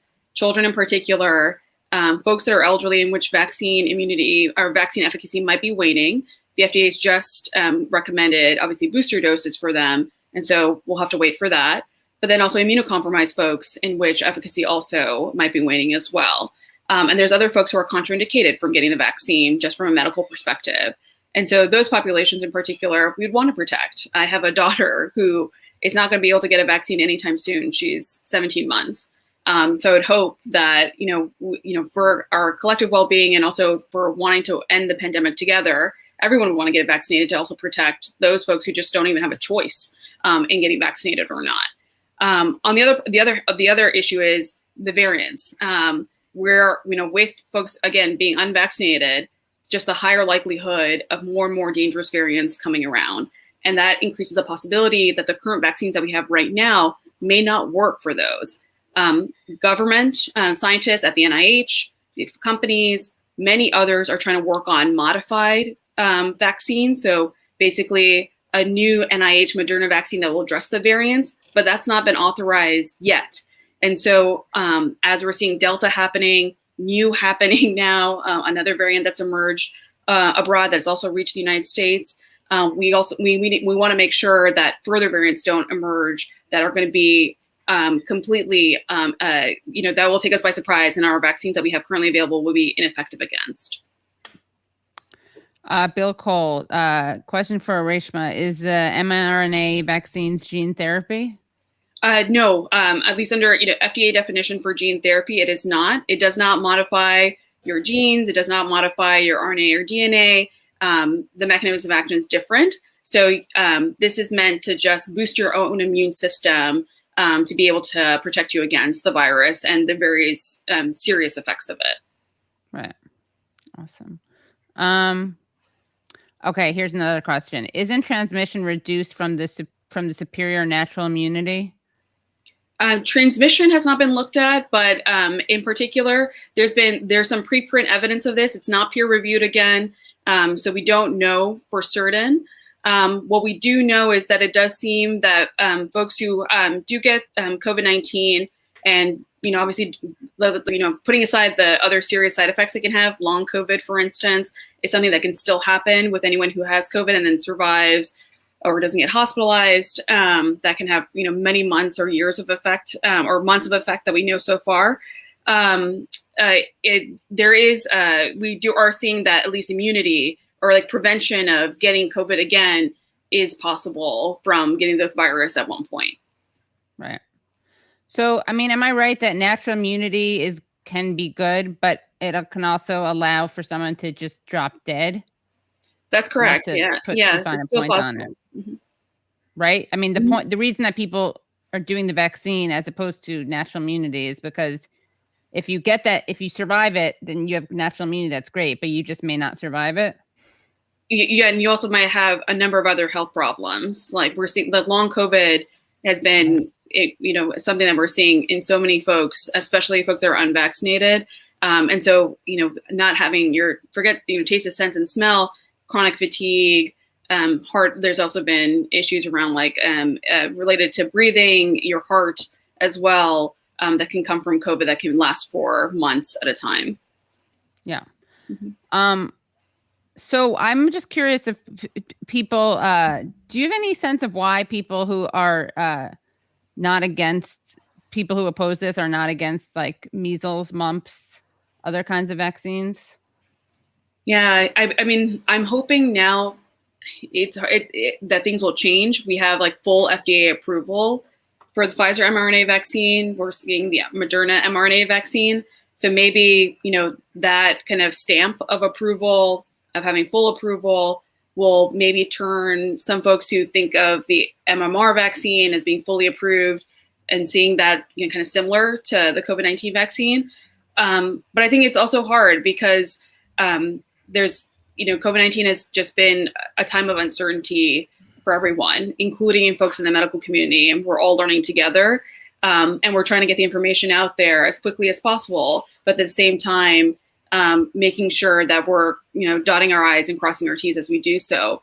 So I'm hoping that with time and continued conversations, we'll come to a point where the COVID-19 vaccine is accepted as the MMR vaccine, as a polio vaccine, as the other vaccines that we take in our childhood. But it's just going to take time and continued conversations. And obviously talking to your health providers, people that you trust is probably the most important thing. And so heavily, strongly encourage folks to do that. And then Bill Cole asks, does everyone that shows up at the hospital get monoclonal antibody therapy, or does it depend on your insurance? Is there an out-of-pocket cost? Yeah. So if there's specific indications for monoclonal antibody treatment, depending on what stage of COVID and what your other presenting symptoms are. But if you do show the hospital and you fit that criteria, you can get the monoclonal antibody treatment. And thankfully, the U.S. government and a number of state governments have waived the out-of-pocket payment costs for these treatments so that it can be accessible. Obviously, there's other costs associated with, hospitalization and whatnot that may not be covered, but at least for the treatment itself, Congress and the president has said that, especially during the time of the pandemic, in the time of a public health emergency, it should be available to people without any sort of additional charges. What I don't get is, okay, so someone writes, don't trust the gov should be the bottom line. But okay, Bauki Janduma, let's talk. Are you for Medicare for all? Let us know. Are you for Medicare for all? Because this is my question. Do we want the government involved in this stuff or not? I get it. I get how, I'm obsessed with proving that Biden is not being as good as people say he is at all on this issue, right? He did some kind of symbolic half-assed measure, but hasn't pushed it fully through. Right. And you went over earlier on in the show that, all the other things he could do. So that's something I'm confused about. Is it, so you do want Medicare for all, Bauki John Duma. So how are you going to trust the government to manage that?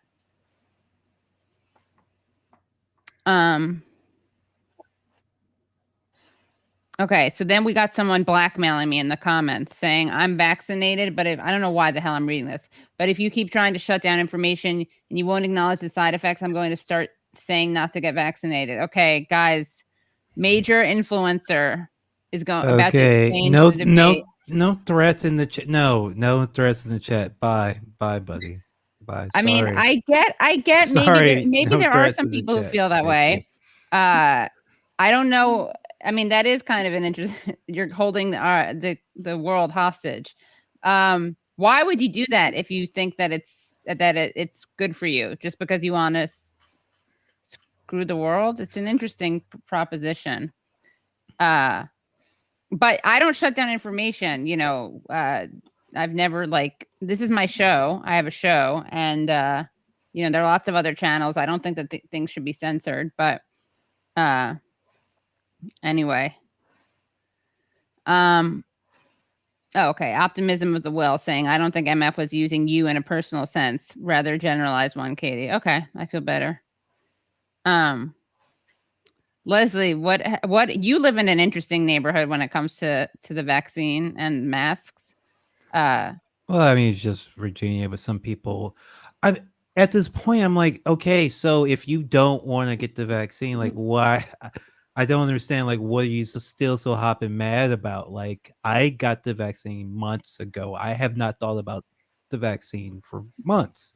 I don't know, but like people who don't want the vaccine seem to talk about it like a lot. And like, I don't know what you think is happening. And I really don't want to open the can of worms, but obviously I do not trust the United States government. I do not trust Big Pharma. I spend a lot of time reading like histories about the CIA and stuff. I don't know what the plan would be. I don't know what the evil plan would be with this with the vaccine mandate. I'm just not quite sure what the nefarious plan would be, other than profit motive, maybe, but still, that wouldn't they would be making money off of you. That wouldn't be it would be microchips, I would assume. I guess that's the only thing that what do they actually work like microchips? Like I can understand like the safety concerns, but it seems like a little bit more than that going on. Yeah. Well, actually there might be an argument like for the pharmaceutical companies, it's actually in the best interest for them to prolong the pandemic, right? To have pockets of people that are unvaccinated because it gives them a continued market for booster vaccines or modified doses. And so that's, my fear. I've written a lot about pricing in particular because Pfizer CEO, Moderna CEO, J&J, all of them have talked about the future market that they see with boosters, where they can keep on increasing the prices. The Pfizer CEO said he wants to charge or the CFO specifically said he wanted to charge something on par with $150 to $175 per dose. And right now we have protections, from the U.S. government actually, to make sure that our insurance premiums don't go up, that we're not paying out of pocket for the COVID-19 vaccine. But in the future, it seems like after a public health emergency, those protections won't be there. And what we've seen with other vaccines, like the flu vaccine, we've seen prices go up despite it being a publicly funded technology. And we've seen insurance premiums also go up. These costs have to shift somewhere. And so, my big worry is that we are creating an environment in which we're prolonging the pandemic and a market that companies are just profiting off of continually. Yeah. So basically the longer people wait to get the vaccine, the more money potentially the big pharma will make from it. Yeah. Yeah. That's how we have to fight big pharma, is by getting everyone vaccinated, including people in the countries that, you have countries so India is exporting vaccine, right? But their own citizens don't have access to it. Can you elaborate on that? Yeah. So, India has a hub for a number of vaccine manufacturers.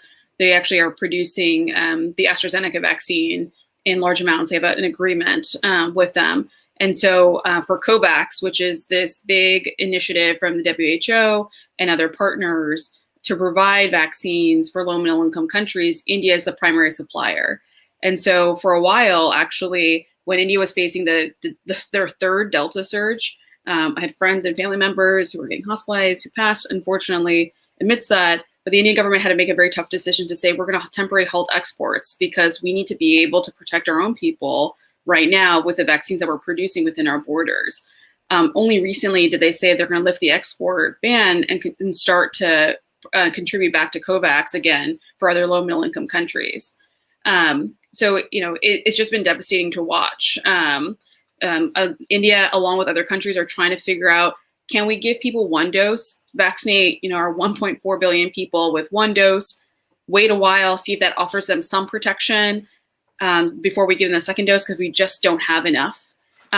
People are trying to make these trade-offs right now in the face of these supply constraints. Whereas here in the United States, we have enough vaccine to vaccinate the entire country 3 times over.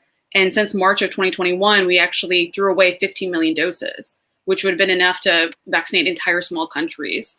So it's just kind of mind-boggling kind of to see these two worlds where COVID is inevitable in some countries because they just don't have access. And here where COVID is preventable, but there are choices being made to not take the vaccine.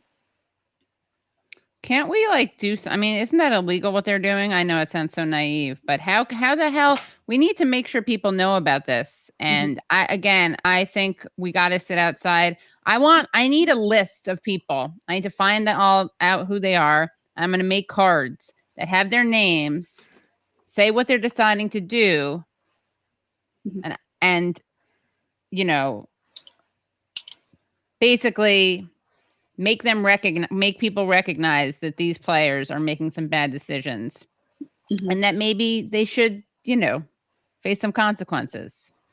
Yeah. Like a bunch of needles with COVID. This is my idea, no one else's. But I say just surround their houses with a ring of COVID needles. Seriously, this is so inhumane. This is so messed up. Yeah, I agree. As a medical professional, I wouldn't want that on anyone.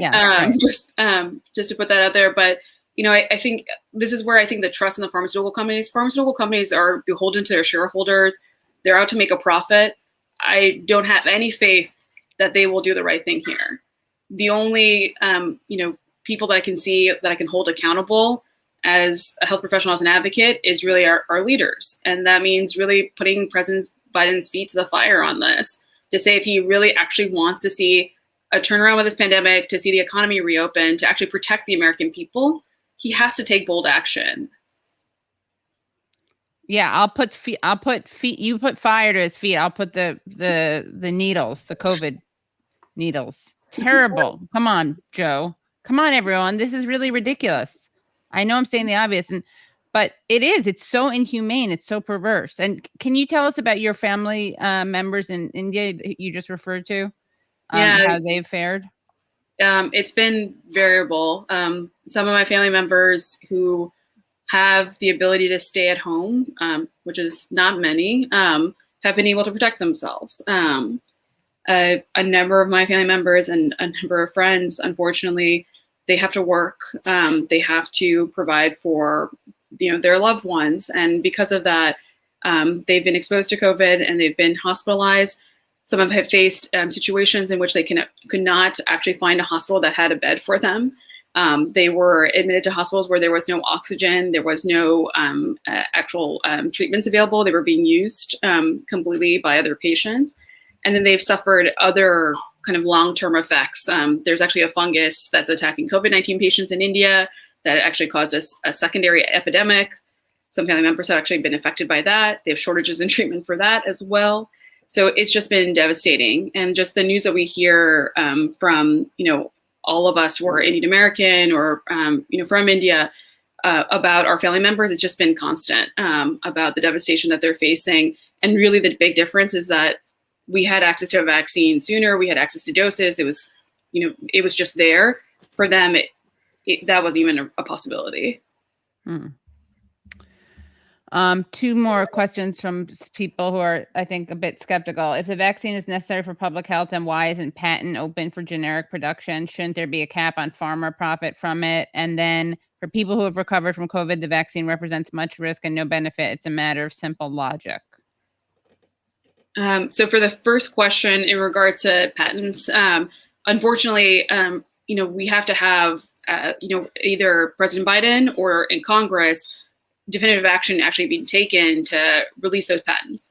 The reason why we've been targeting specifically the Moderna vaccine is, one, just the significant public investment that went into its development. Almost 100% of its development was funded by the US government. On top of that, we de-risked it completely because we paid for doses up front for all these vaccines. And then we also own the patent. The US government actually owns the patent for the Moderna vaccine, a key patent that President Biden could then use, and in the contracts can actually take the vaccine recipe and share with other manufacturers.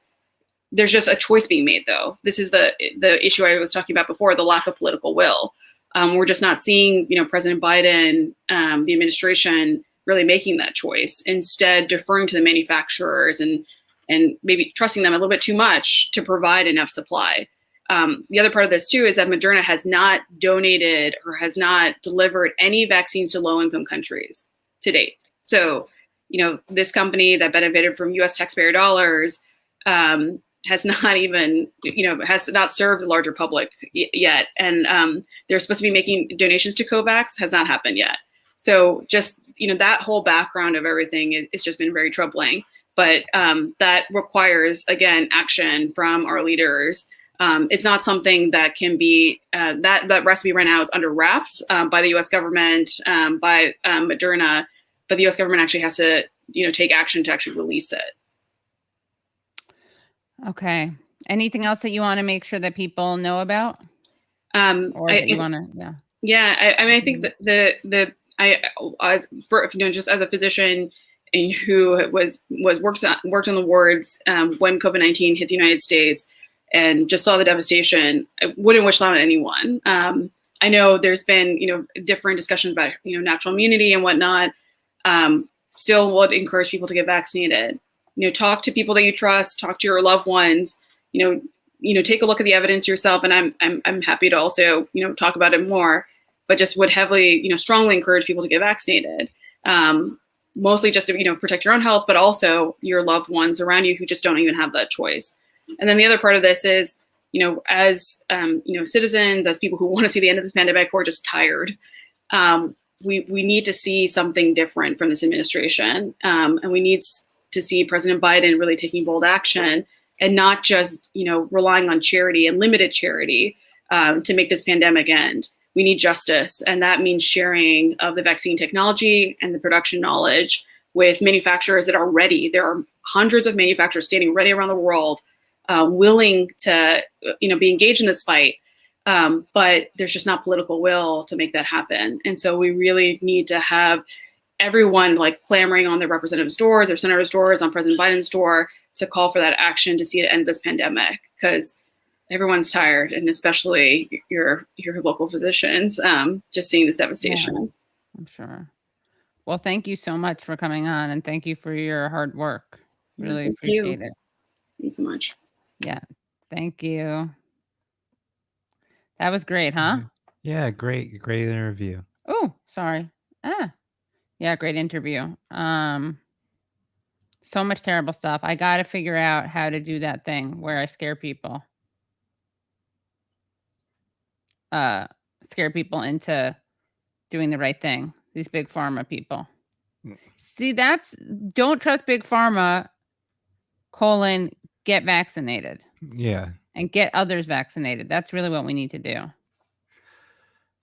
I just don't understand. Why do people keep typing in the chat that ivermectin won a Nobel? Yeah. Did it win it? Hey, get back to me when ivermectin wins a Nobel Prize for not curing, because it can't, for giving you immunity to COVID. But even if it did, so what? Then go buy some. What do you want me to do? What do you want people to do? Just tell me. Ivermectin people, there's chlorocloquine people now, hydrochlorocloquine people now in the chat as well. What do you want people to do? People who don't want to get vaccinated, what do you want us to do for you right in this moment? Tell them that they're good. That they're good little boys and girls. Not bad. I don't know what you want me to do. I'm not at your house making you get vaccinated. I'm not stopping you from taking ivermectin. Maybe they want us to be outraged about the mandates. I just asked Jade. I just asked you what to tell me what you want, Jade. And then you asked me a question. The answer is no. Now I'm not open. I asked one time instead of answering the question. You've been talking about it for 30 minutes. I asked you what the point is, and you don't have an answer. Then no, I don't care anymore. Thank you. Moving on. I don't care anymore. I asked. I did ask, Katie. I did ask. I've had paragraph after paragraph while we're having that great interview. But then when I asked, what do you want? What's your point? It's another roping you into a longer story. Right. It should be simple, right? It should be very simple. You guys have your priorities. You should have a talking point ready. 1 sentence. I want 1 sentence of why you were talking to me about ivermectin. Your elevator pitch. I just want 1 sentence about why you were typing the words at B. Yeah. Anyway, well, you know what? We're going to shift gears. We're very excited about our next segment. And just a reminder, everyone, please do your thing. Subscribe to this, like the stream, share the stream. We want to make sure people come over. The next guest is really excellent. And we're going to be talking about an incredibly important issue, which is Haiti. Let me just introduce the guest, and then I will bring her on. Very excited. She is making her Katie Halper show debut. Jemima Pierre is a sociocultural anthropologist and associate professor at UCLA Department of African American Studies and the Department of Anthropology. And she is also with Black Association for Peace. So very excited to bring her on. Hello. Hi. Hi. Thank you so much for coming on. Thanks for inviting me. Happy to be here. This is Leslie, my co-host. Hi, Leslie. Nice to meet you. Wanted to ask you, I saw you were on today, you were on Breakthrough News. Big fan of that show. Didn't even know when I asked you to come on. So take that, Breakthrough News. Just kidding. We're mutual fans. Love Rania and Eugene. But you were talking about, of course, the latest in the quote unquote crisis. I want to know, how do you even frame this issue? I think there's been a lot of discussion about it, which makes it seem like an issue of charity. Like, we need to be helping these people, and not as an issue of justice or law. Right. So you mean the migrants, the asylum seekers at the Texas border? Yes. Because everything with Haiti, for me, the crisis is a crisis of imperialism. And so the way to frame this issue is to say Haitians would not be at the Texas-Mexico border if the U.S. was not in Haiti, destroying the Haitian state and causing all kinds of misery there. And so that's the first way to frame it. The second way to frame it is to think about, I think a lot of people think that these people just showed up from Haiti, 15,000 of them, maybe did they swim across from the island into Texas? And that's that. And I'm just wondering why people are not even asking why there's so many people at that border. And that way, then we have to step back and try to figure out, why are there so many people at that border? Why isn't anyone, and to do that is also I have to ask, why isn't anyone talking about the border in Tijuana that has thousands and thousands of people waiting? And this all has to do with U.S. policy. U.S. policy against migrants in particular, and especially the past 5 years, where you had there are always migrant caravans coming. They're not caravans, but there are always migrants coming from Central and South America, result of U.S. imperialism in these places. If we think about, all these Honduras and all these places that suffer coup d'etats and right-wing right-wing takeovers, right? So we've always had that. But in around 2016, you started having Haitians coming in, coming through Brazil up the 7 countries and into the country. And it's around the same time that you had this process called metering that started under the Obama administration, where to ask for asylum, the process to ask for asylum just completely slowed down to a halt. And I don't know if you've heard, maybe, I don't know if your listeners have heard of metering, but basically, in order to even come up to the border to ask for asylum, you would be given a number and an appointment to come and ask for asylum. So it's not like you come up to the border. So then, and they would only limit the numbers of people coming, right, to ask for asylum. So they say, well, today we'll just accept 50 asylum claims. And everyone else would just have to sit there and wait for weeks and months. So this is when you start getting the numbers growing. And then, with Trump 2 years ago, installed the Remain in Mexico, right? So you have both metering. So you have thousands of people waiting already. And a lot of people, even brown people of, people of color who are not Black, are not from Mexico. So they're all, left there, living in squalor in Mexico. So the numbers just swelled, in addition to the caravans that started coming together for safety reasons, because, it's not safe to travel alone and, going through these areas. So this is the reason. This is like with the complicity of the Mexican and other governments, the U.S. border actually has moved. There's 20,000, Black migrants in the southern Mexican border. The Mexican government has been harassing them as well. 2 years ago, the African migrants rose up and protested. So this to me, and I am Haitian American, but this to me, to talk only about Haitians is to exceptionalize Haitians and to not link their experiences to those other people who are suffering from U.S. imperialism, including other Black immigrants from Nicaragua, Venezuela, Colombia, as well as from the African continent. And how do you compare the treatment of, now I feel like I shouldn't say just Haitians, because you just mentioned exceptionalizing the Haitian experience or Haitians, but actually we don't even need to make it that. It's just the treatment of asylum seekers by Trump versus Biden, because of course Biden's shtick, part of his big shtick was that he was not a Trump, right? He had a heart. He was going to return America to make America great again, ironically. How different are their policies? Is it just discourse?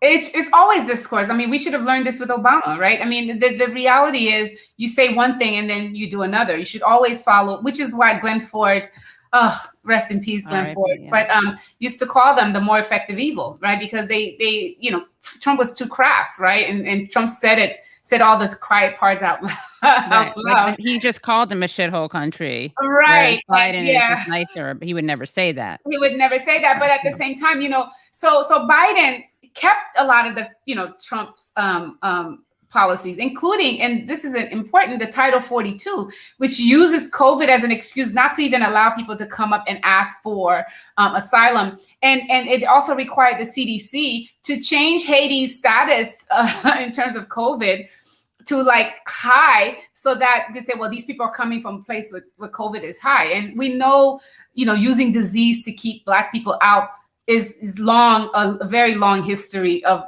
racism and white supremacy. When the CDC, for example, labeled Haitians as AIDS and HIV carriers back in the 90s. So this is like close to my heart. I remember that time. So Biden's been using that Title 42. And I don't know if you know this, but there's a report that came out of CNBC that Biden has, under Title 42, between January and now, there's been 690,000 people deported under Biden. Right. That's more than Trump under Title 42. And Biden's only been in office for 9 months. And Obama was the deporter in chief, and he only deported 3 million people in 8 years. We are at almost 1 million before the year's over.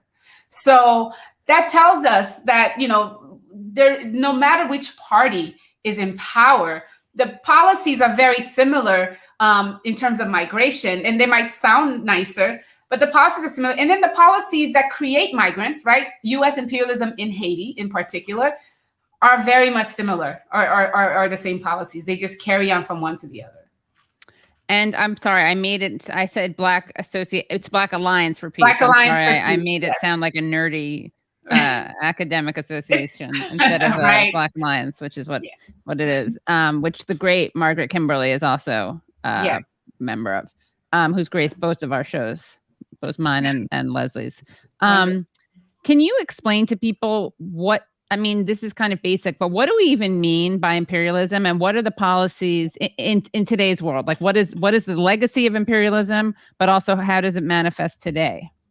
Well, the legacy of imperialism is, if you read Lenin, it's like imperialism. And this for me because my specialty actually is also the African continent. So imperialism is when the Europeans met in Berlin and cut up, they decided to cut up the African continent and pacify the living people and took over the land. And you basically take over the land and processes, you run the place. And imperialism in the US is basically, U.S. imperialism is the same thing. You take control of the political machinery and the economic machinery of these places where their sovereignty is no longer available to them. So Haiti is a perfect example. And I've been, I say this all the time. Look, Haiti the Haitian state has been destroyed. Haiti does not have sovereignty. And the latest example is such that, for example, after the assassination of Jovenel Moïse, whose mandate had run out in February 2021, thousands, millions of people in Haiti protesting that he gets out. What happens? The core group, which we can talk about, the core group and the State Department and the Organization of American States said, well, we support Moïse's mandate. He gets to stay in power one more year. So despite what civil society says, the Haitian, the US spoke, and then they supported him. So despite all of this, it's the same. So then he appoints Ariel Henry, who is not an elected official. He appoints him, and then he gets assassinated on the day that Ariel Henry was supposed to be sworn in as prime minister. So the reality is this: the other acting interim prime minister, Claude Joseph, should have been the prime minister that kept on because Henry wasn't put in. What does Biden do? He sends a group of people to Haiti that weekend, and then they've decided that Henry is their man, and then they announce immediately that Henry would be the prime minister, leading Haiti to democratic elections. Now, before Moïse was assassinated, the U.S. was pushing for elections, and the Haitian community, I call them bourgeois opposition, were saying we can't have elections until we don't have an elected government. We can't have elections under these circumstances. The U.S. is pushing for elections. As soon as they pick Henry, now they're saying, oh, we don't need to have elections. We can wait to the end. So what that tells me is, if you're not a colony, how is it that the core group can decide that who's going to be your prime minister, that you don't need a president right now, we can hold off on elections? And this is why I blame the U.S. media as well, because Daniel Foote, did you start with Daniel Foote already? No, we didn't. No, we didn't talk about that. We should. Okay. I mean, I can talk about that later. But so part of it is U.S. imperialism in Haiti has been the complete takeover of the Haitian state. Of course, with the complicity of the neo-colonial minions on the ground, right? And our non-Black light-skinned oligarchy, which run, everything in Haiti as well. So they work together with the oligarchy, and they've taken over sovereignty. But they're the ones that also, put in place Hillary Clinton, placed Michel Martelly in that political party in power in 2011. So we're suffering from 10 years of installed leaders for Haiti. That is a classic imperialism. There is no sovereignty for Haitians. So that's what I mean by that. Right. And just so people know, Daniel Foote is the U.S. Special Envoy for Haiti, who resigned in protest over the deportation.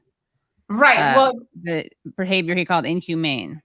Inhumane. Right. And so this is an important one. And stop me because I feel like I am talking a lot. But no, that's why we want you here. Yeah. But Daniel Foote, what's interesting about Daniel Foote is, first of all, it is extraordinary that you have a special envoy quit in these terms, because normally, even if they have disagreements, they'll lie, and then you'll have like a meeting and then a public handshake. Thank you for your service. This is like, we didn't see eye to eye, right? Right. And he called out everybody, right? And so that is extraordinary. I don't remember, especially under a Democratic president, to have this envoy quit like that and really say over the deportations. But what's being missed in this reporting is Daniel Foote's last paragraph. And the mainstream media is complicit because they don't want to talk about, and let me read to you what the last paragraph of his resignation letter says. It says, last week, the U.S. and other embassies in Port-au-Prince issued another public statement of support for the unelected de facto Prime Minister, Dr. Ariel Henry, as interim leader of Haiti, and have continued to tout his political agreement over another broader, earlier accord shepherded by civil society. And then he says, the hubris that makes us believe we should pick the winner again is impressive. This cycle of international political interventions in Haiti has consistently produced catastrophic results. So that is not being covered in the news. But this is right then and there, because people will say, well, it's gangs, and because that is the racist trope, right? Haiti is dangerous. People are locked up in their bunkers and they're afraid, and it's these gangs and so on and so forth. His last paragraph belies his first paragraph, because the last paragraph says the US has been installing people, and Dario Henry, by the way, was supposed to be prosecuted for the murder, right? The prosecutor said he needed to be indicted, and what does he do? He fires a prosecutor, right. And the U.S. stays silent, right? The U.S. is for democracy, right? Yeah. So we're selectively hands off. Exactly. So Daniel Foote actually lays out clearly what's going on in Haiti in terms of interference. All these other embassies, the Western embassies, the U.S., handpicking who they want to be supposedly Haiti's leader. Has he been listening to you? What's happening? I have no idea. I think this is great for us as Haitians, because I think the core group in the U.S. have walked in lockstep. And people should also ask, why the hell the core group, which is an unelected group of white folks from Spain, representatives from EU, OAS, Germany, and all these people, why do they run Haiti? They make these decisions. So I think the core group has always walked in lockstep with the U.S. State Department and the OAS, which is, with Almagro, a very right-wing U.S. pawn, right? This is a first split. And to me, that's great. It's similar as like the split between France and the U.S. when the U.S. made its white supremacist pact with Australia. Right. Against China, right? So for me, this is good, because the veneer is off, and I think it's really great for us to see and to have this guy, Daniel Foote, be so explicit about what he sees as U.S. imperialism in Haiti, even though he doesn't use the word imperialism. I think it's important for all of us. Right. He just needs to watch a couple more interviews with you. And he'll be quoting Lenin, denouncing imperialism. Right. And what can you tell us about the assassination? Any new insights, any new theories about it? What does it represent? Also, regardless of who actually did it. Well, the thing is, whoever did it is very wealthy and has a lot of money and has a lot of connections. And we probably will never know. We won't also, we don't even know, people don't even talk about the fact that the FBI left Moise's house with boxes and boxes of evidence. So the US knows what's going on, because the other thing is, because Haiti does not have a sovereign government, the US knows everything. Some people are saying the US either knew that the assassination was going to happen, they let it, or they knew about it beforehand, there's some, they advocate for it or whatever, but the U.S. knows everything that happens in Haiti. Nothing happens in Haiti without the U.S. and the international community knowing. So whoever did it, I think the lowly people are going to suffer, right? Not suffer, but are going to pay for this, like the not the chief of police, because I think, he knows more than he's saying, but I'm saying like Dimitri Hela, this chief of security, and the guy who's on the run, who Ariel Henry was on the phone with on the night of the mastermind, supposedly, who Ariel Henry was on the phone with the night of the assassination. So we think people are saying it's part of the oligarch, one member of the oligarch, you have to have a lot of money to actually pay for all of this, 20-something Colombians, and then also hide the money. We still don't know who paid for it, but we don't think the person is going to be caught. The U.S. has a lot of the evidence. We're wondering why the FBI has all the evidence. We haven't heard a testimony from his wife, right? She's all over the place. She's, my husband is dead, but I'm going to go on Anderson Cooper and say I want to be president within a month of his dying. To me is like, okay. Really broken up about it. So I'm just like, she still hasn't testified. She's the key witness, and she hasn't testified for the Haitian investigators. So that doesn't make sense to me. So, yeah. And what about? Oh, sorry, Leslie, were you saying something? No. Oh, what about the response from Biden and Psaki to the imagery? I guess we should discuss the imagery first. The imagery of white men on horseback with whips that some people are saying, well, they're just reins. The same people who were, if Cheeto Mussolini if this had happened under Tito Mussolini, they would have been rightly outraged. But because it's happening under Biden, they're not. What do you make of these images, and how what is the word? I'm sorry, I'm looking for not atypical. What do you like? How much of a departure are they from recent history, and from less recent history? Well, I mean, people are, what's the imagery? The images have evoked a visceral response from particularly African Americans. In fact, it's interesting to me. This is the very first time the Congressional Black Caucus had even put out a statement on behalf of Haiti in like 20 years. Yeah. Considering everything that's happened to Haiti in the past 20 years, it's remarkable for me. And it's a very toothless statement, I must say. But, I think, people linking that to slavery, you have the slave patrols, you have, slave catchers, and these images, people are putting them side by side and saying, look at this, look at what's happening.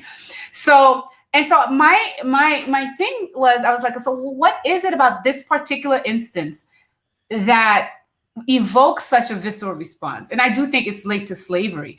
But then I'm like, there's so many terrible images of what the U.S. has been doing to Haiti and other migrants at the border that we don't get to see, right? So, the UN occupation killed 30,000 Haitians with cholera. That's violence. Not even a statement from the CBC. No one talks about it. There's the violence of dismantling the Haitian state, the killing of the Aristide supporters, the brutal massacres under Moïse, over and over again, so many dead people, so much bad treatment. But this is the image that gets everyone upset. And I have to, I have to think it's the spectacle of it all, because what's criminal is the way that the U.S. has treated Haiti and Haitians and other migrants for all this time. And what's criminal is the dismantling of the Haitian state, and the stealing of sovereignty of the first Black nation in the hemisphere. But I do think it's the imagery for African Americans. But then I think it's also the inability to step out of U.S. exceptionalism and to see and to link. And this is why I don't want to exceptionalize Haiti, because we do that. We exceptionalize it and make it Haiti, and we don't link what the U.S. is doing to Haiti to other forms of imperialism in the world. So we don't see, for example, the connection to what's happening in Afghanistan after 20-year occupation and people asking for asylum. Right. And I say Haiti and people from Afghanistan are all victims of empire. And I think that's an important point we need to make. And what about the economic warfare that's launched against Haiti in terms of all these trade agreements, and also just the founding of Haiti and how they are indebted to France to this day? Can you talk about? Yeah, they paid off that loan. They said they paid off that loan. I mean, back, I think 20, 30 years ago, which is a lot of people say this is why Aristide was deposed when he demanded payment back. But yeah, so the Haitians had to pay their slave masters for their freedom. I mean, that's the reality. And so that indemnity is worth, billions, if not trillions right now, because of what Haiti had to do in order to actually get recognized as an independent nation, right? And so the U.S. did not recognize Haiti for 64 years, well, for almost 60 years, until right before the end of slavery, right? And so you think about a territory that was full of enslaved Africans, scorch and burn war to get rid of the system of slavery, and then with no one trading with Haiti, right? And so left there. So you still have that over and over again, and you pass it forward. Under Clinton, under Reagan, Clinton, the dismantling of the Haitian rice industry, right? By bringing in, through neoliberalism, by bringing in cheap rice to Haiti and killing that rice industry. You have the killing of the Haitian black pigs, so that Clinton's Arkansas farmers can bring white pigs to Haiti. So this has been consistent. There's also, when Aristide wanted to, or one of the presidents, I can't remember, wanted to raise the minimum wage, and the Obama administration was completely against that. or when Venezuela signed the Petrocaribe Fund to help Haitian development. I don't know if you guys know about this, the Petrocaribe funds. Mm-mm. So Hugo Chavez had this Petrocaribe fund for Caribbean nations, and that was diplomacy. And this is when gas prices were very high. Venezuela was really making a lot of money from gases, from selling his oil. And he said he had this deal for Caribbean nations primarily, that they would give them oil for very cheap, at very low interest, and they didn't have to start paying it for 25 years. And they would use the profits from selling the oil to develop their countries. And people are saying this is one of the reasons why the US really went after Preval, the president before the one that they installed, is because even against, and this is in the WikiLeaks files, even against US prodding, Preval went against the US and signed the Petrocaribe Fund agreement. So, but, the first thing, the US forced Martelly and them to do was to get out of the Petrocaribe Fund agreement, right? So everything that's there to help Haitians has not, has been completely pushed out and taken away. The US has basically really helped destroy the mass movement that brought Aristides to power. And then really what they want to do is, and I gotta say, people still own their land. A lot of farmers still own their land. And what they want to do is really turn Haiti into a place where everybody's working in a tourist industry, similar to other islands. And so that, then you lose your sovereignty, you lose your land, and then you end up being just a laborer and working in a sweatshop, because that's what they want to bring. They want to bring factories and sweatshops and tourists for people to work in.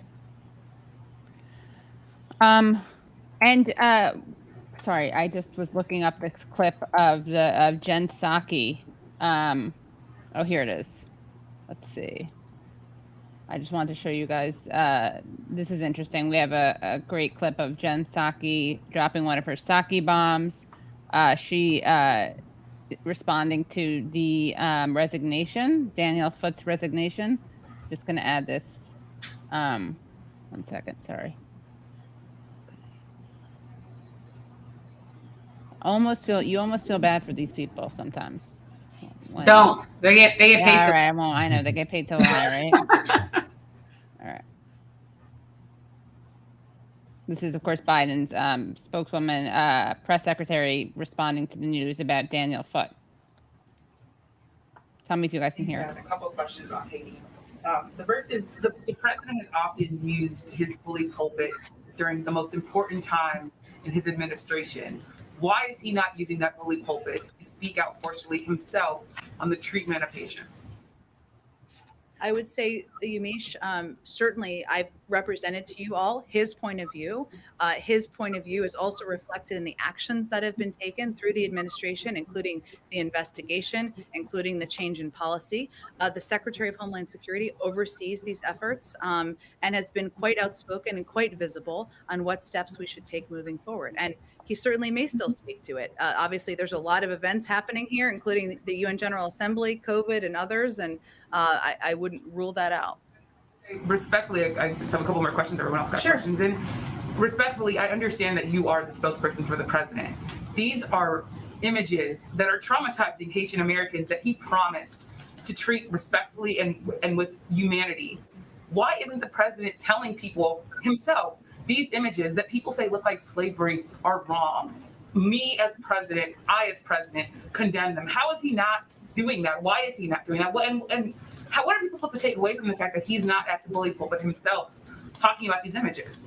Yamiche, I think people should take away that his actions make clear how horrible and horrific he thinks these images are, including an investigation, including a change of policy, including conveying clearly that this is not acceptable and he's not going to stand for this in the Biden-Harris administration. Our actions make that absolutely crystal clear, as have our engagements with a range of voices, a range of concerned advocates, members of Congress, and others who we want to communicate with, not just about our horror, but also about what our immigration policy is moving forward. Also said in his letter, he called the U.S. policy inhumane, deeply flawed. Does the president believe anything in this letter that Daniel Foote is saying rings true, has some sort of point that he believes is true? Which aspect? called the good stalling tactic Amy made. He said that he wasn't specific in his letter. What I noted earlier before, let me finish, Yamiche. What I noted earlier before is that we have taken very specific actions as it relates to the horrific photos that we're not going to stand for in this administration. I don't know if he was referring to that or something else. That's why I raised the point. His purview, let me finish, Yamiche. His purview was not about migration. He didn't raise his concerns about migration privately. We respect his point of view, respect his ability to bring forward concerns, to raise ideas, to raise proposals. That's certainly something the president welcomes from everybody on his team, and something that he had the opportunity to do in a range of meetings. We also have to make decisions here based on what we feel are going to help promote democracy in Haiti, including Haitian-led reforms, Haitian-led steps on the ground to make changes in the country. A number of people who say that he did raise concerns over the deportation of Haitians and the treatment of Haitians. Are you saying then that Daniel Foote is not telling the truth in this letter? I would point you to the State Department, who have conveyed clearly in their statement what I just said. I promise. Yeah. The last question is, Daniel Foote, the former special envoy to Haiti, he's raising this idea that the U.S. should be listening to Haitian civil society, not backing the current prime minister who was not elected by the people.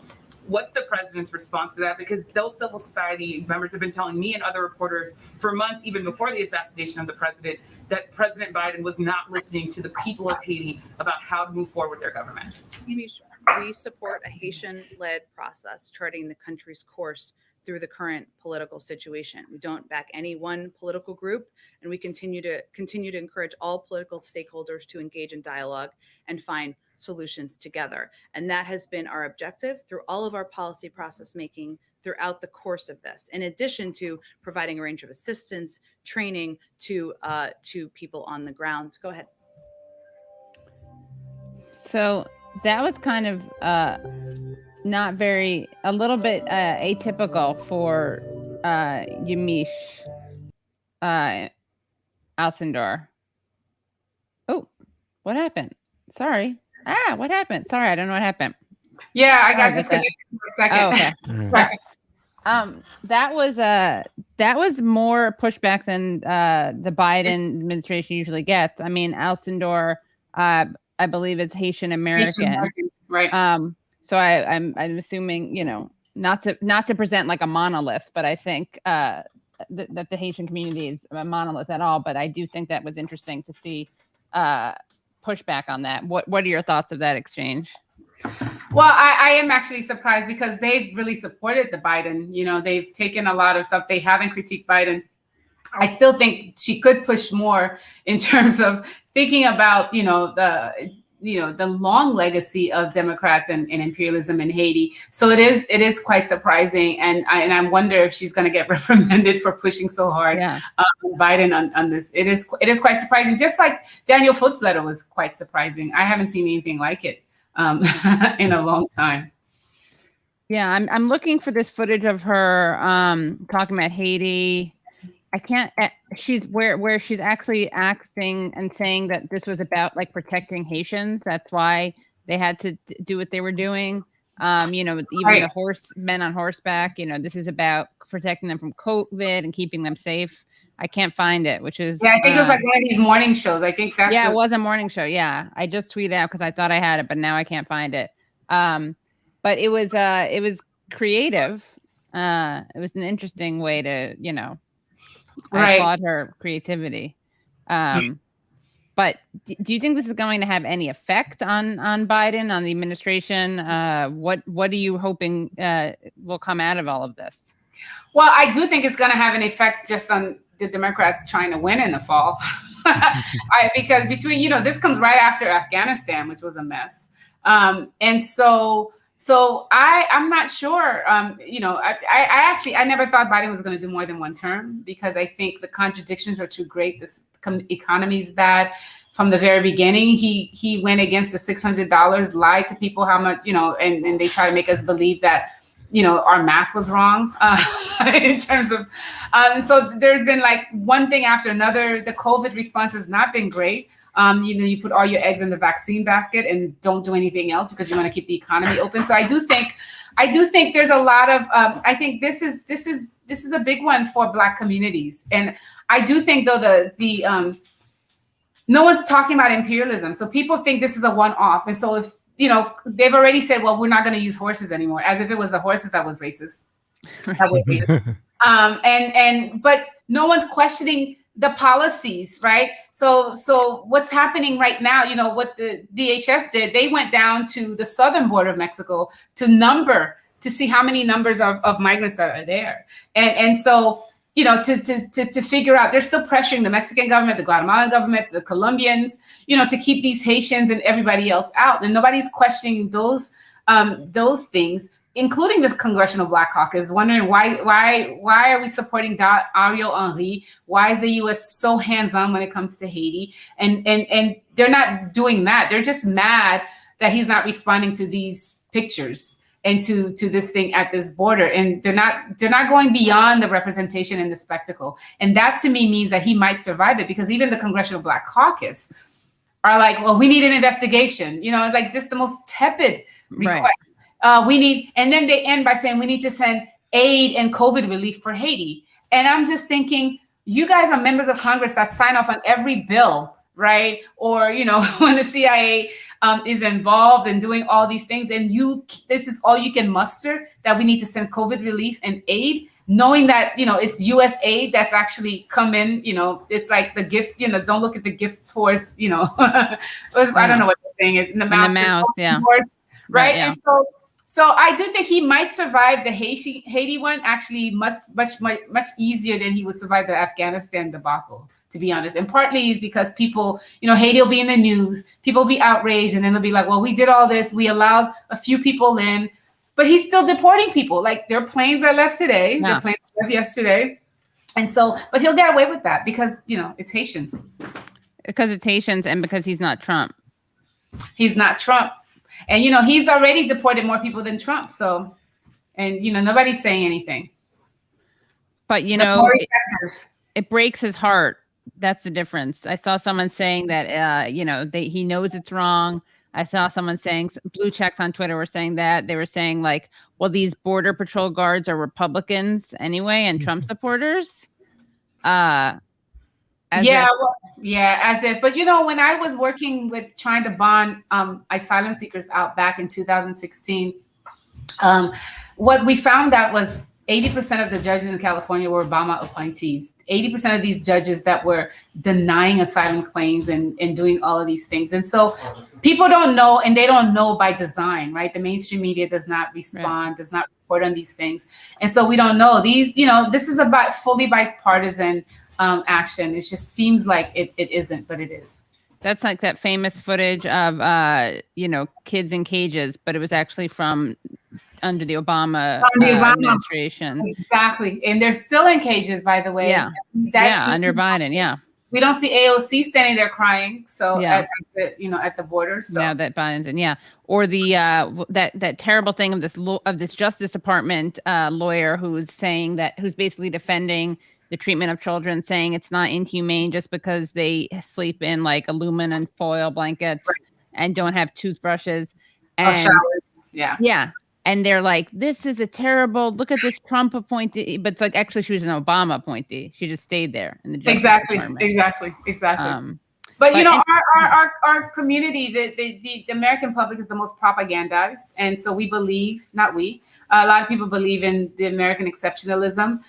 They believe what they see. Most people only watch CNN, right? Or MSNBC. And so they don't get a lot of analysis. And they believe in the two-party difference, even when it's right in your face. I mean, Obama was the perfect example, was the perfect, person in charge of empire, because he could get away with so much. And, people like, it's the celebrity culture. So you like, a good looking man saying they're lying to you. Right. And what about your own journey and your family's journey? You, as someone who's Haitian American, where do your parents have your political ideas? Were they influenced by their own experiences? From a leftist family, my dad passed away, but my dad is a minister in Miami. I grew up in Miami, Florida, with a large Haitian and grew up in a Haitian church. This is my dad. No, I'm the outlier in my family.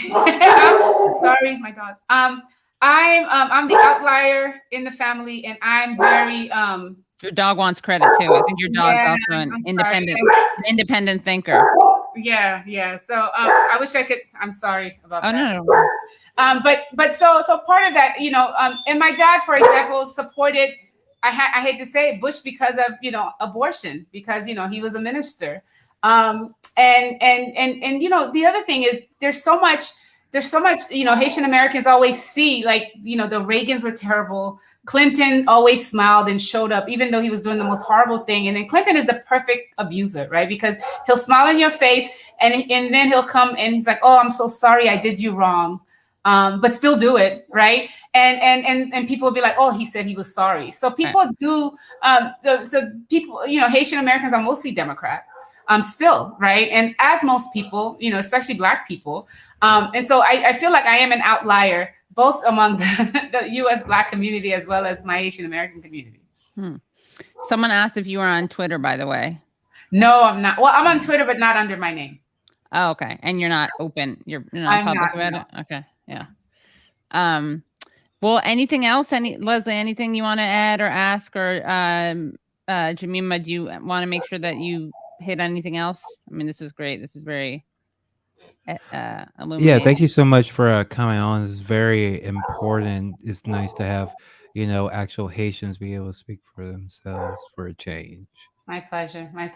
Thanks for having me. And I do want to say, even though I'm a Haitian American, I do want to say we have to really take about the plight of the Africans, the Afro-Colombians, and the people from Honduras, the Guatemala, El Salvador that are also stuck at the border. And I think that's very important. And I think we do everyone a disservice by not thinking about all these people that are at the border. And focusing only on Haitians really does not solve the issue for everyone. And because none of us are free till all of us are free. Thank you. Thanks so much. My pleasure. Have a great night. All right, you too. Bye-bye. Bye. Oh, it's always the good ones you want on Twitter. Oh, well, she is on Twitter, but not open. Yeah, that was great, huh? Yeah, excellent interview. Yeah. Great. Yeah, great guest. Yeah. Yeah. Anything else? Should we just wrap? Oh yeah. Seems like the chat's calmed down, thankfully. I think we've implemented some measures. We have, yeah. That have helped. Like one rule, you have to actually talk about what we're talking about. Yeah, exactly. Especially if we have a great guest, you can't. Yeah, exactly. Go back and forth about something that you're mad or scared about. That's not really what the chat is for. Yeah. Sadly to say. To say. Yeah. Yeah, she's great. She's great guest. What else? I think that's it. This was a great show. Great. I thought that people would. Oh yeah. Oh well, I do want. I haven't done my plug yet. Hey, oh yeah, I got you. Check out Struggle Session, patreon.com/struggle session. We have a great episode up about the plane ride from hell, Katie, which is this infamous pro wrestling piece of pro wrestling lore where all these wrestlers were on this plane from Europe and everything just went to hell. It's from this documentary series Dark Side of the Ring that's on Vice, and they talk about all these like wrestling like true stories and true crime stories and bizarre things that happen. So we got an episode about that, and always you can check us out on patreon.com/struggle session or sesh.plus. And hey, we got some new merch for the Soprano fans with taste, with discerning taste. We have a brand new t-shirt, strugglesession.shop, with Adriana from The Sopranos, who's my favorite character. Have you ever seen The Sopranos, Katie? I gotta watch it. I really gotta watch it. I watched one episode. I liked it, but I gotta watch it. It's very good. I've started a real dive into it, and so it's very fun.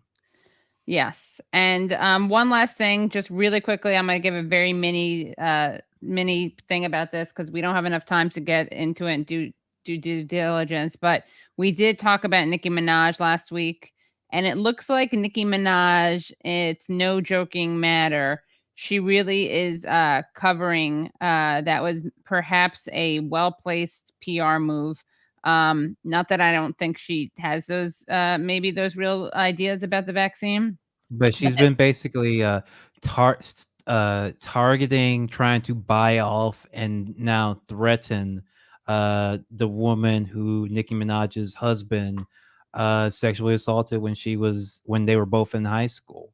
Yeah. And it's been this ongoing thing. He went to jail for it, and it's on his record, and he has to register. And Nicki Minaj doesn't like that. She thinks her husband, because she's a millionaire and one of the most famous people in the world, has to be above the law and is above dealing with this thing, even though there is a real woman who was a victim. And she just was on that TV, not The View, the much better one, the one with the black women on. I forget Bridge. the name. What's it called? Bridge. I think maybe it's called they're all called The Something, I the believe. Bridge, the something bridge. It's one with Garcelle. Phantomas. Come on, Phantomas. Give us the the name one of with it. Garcelle. It's the one, The Real. The Real. Okay, they were also on. Yeah, the accuser.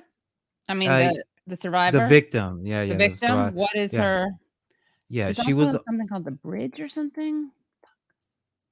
Well, The Bridge, I don't know about The Bridge, but yeah, she was definitely on The Bridge. Well, she was on the website that's called something else, but she went on the show The Real, and she just talked, and she's incredibly credible. She's clearly does not want to be there, clearly wants nothing to do with these people or any kind of publicity. Right. This is clearly something that has severely affected her entire life, and it's just a heartbreaking to see. And then Nicki Minaj is like one of the most famous, successful people in the world. I had just pulled up an article that was something like 13 times Nicki Minaj shut down sexism, when all this time when she's been, there was a moment when she was promoted as like this feminist icon, not that long ago, she was promoted as like a feminist icon, when I don't think she's ever really been that. She's never really been that bright, as we saw from the vaccine stuff. And like, we did not know that she was just like evil. And it's like this woman is saying that she was even threatened with like being killed. And I believe that Nicki Minaj is enough of a goofball to actually do that. They were clearly trying to buy her off for all this time. And now they started threatening her. She's moved several times. They've like destroyed her life twice, basically. It's absolutely awful. Yeah, it's really awful. It should be, she and her husband obviously need to be called out on this. It's very, very, very serious. And she and her husband, Kenneth Petty, are being sued for harassing the woman who says that he raped her in 1994. And he pled guilty, by the way. He pled guilty to attempted rape and served 4.5 years in prison, but not before he and his friends harassed Hugh and her family to take back her statement, according to a Daily Beast report from earlier this year. So, yeah. And Nicki Minaj apparently like offered to pay her. She has sued them. She has sued them already. Yes. Yeah. So they seem like absolutely awful people. Nicki Minaj, the rapper, one of the most famous rappers in the world.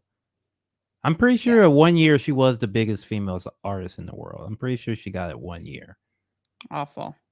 Oh yeah, someone's asking who was this, Katie. It was Nicki Minaj. We're talking about Nicki Minaj, and then the woman is Hough. Yeah, but she didn't really want any publicity from this. Yeah. No.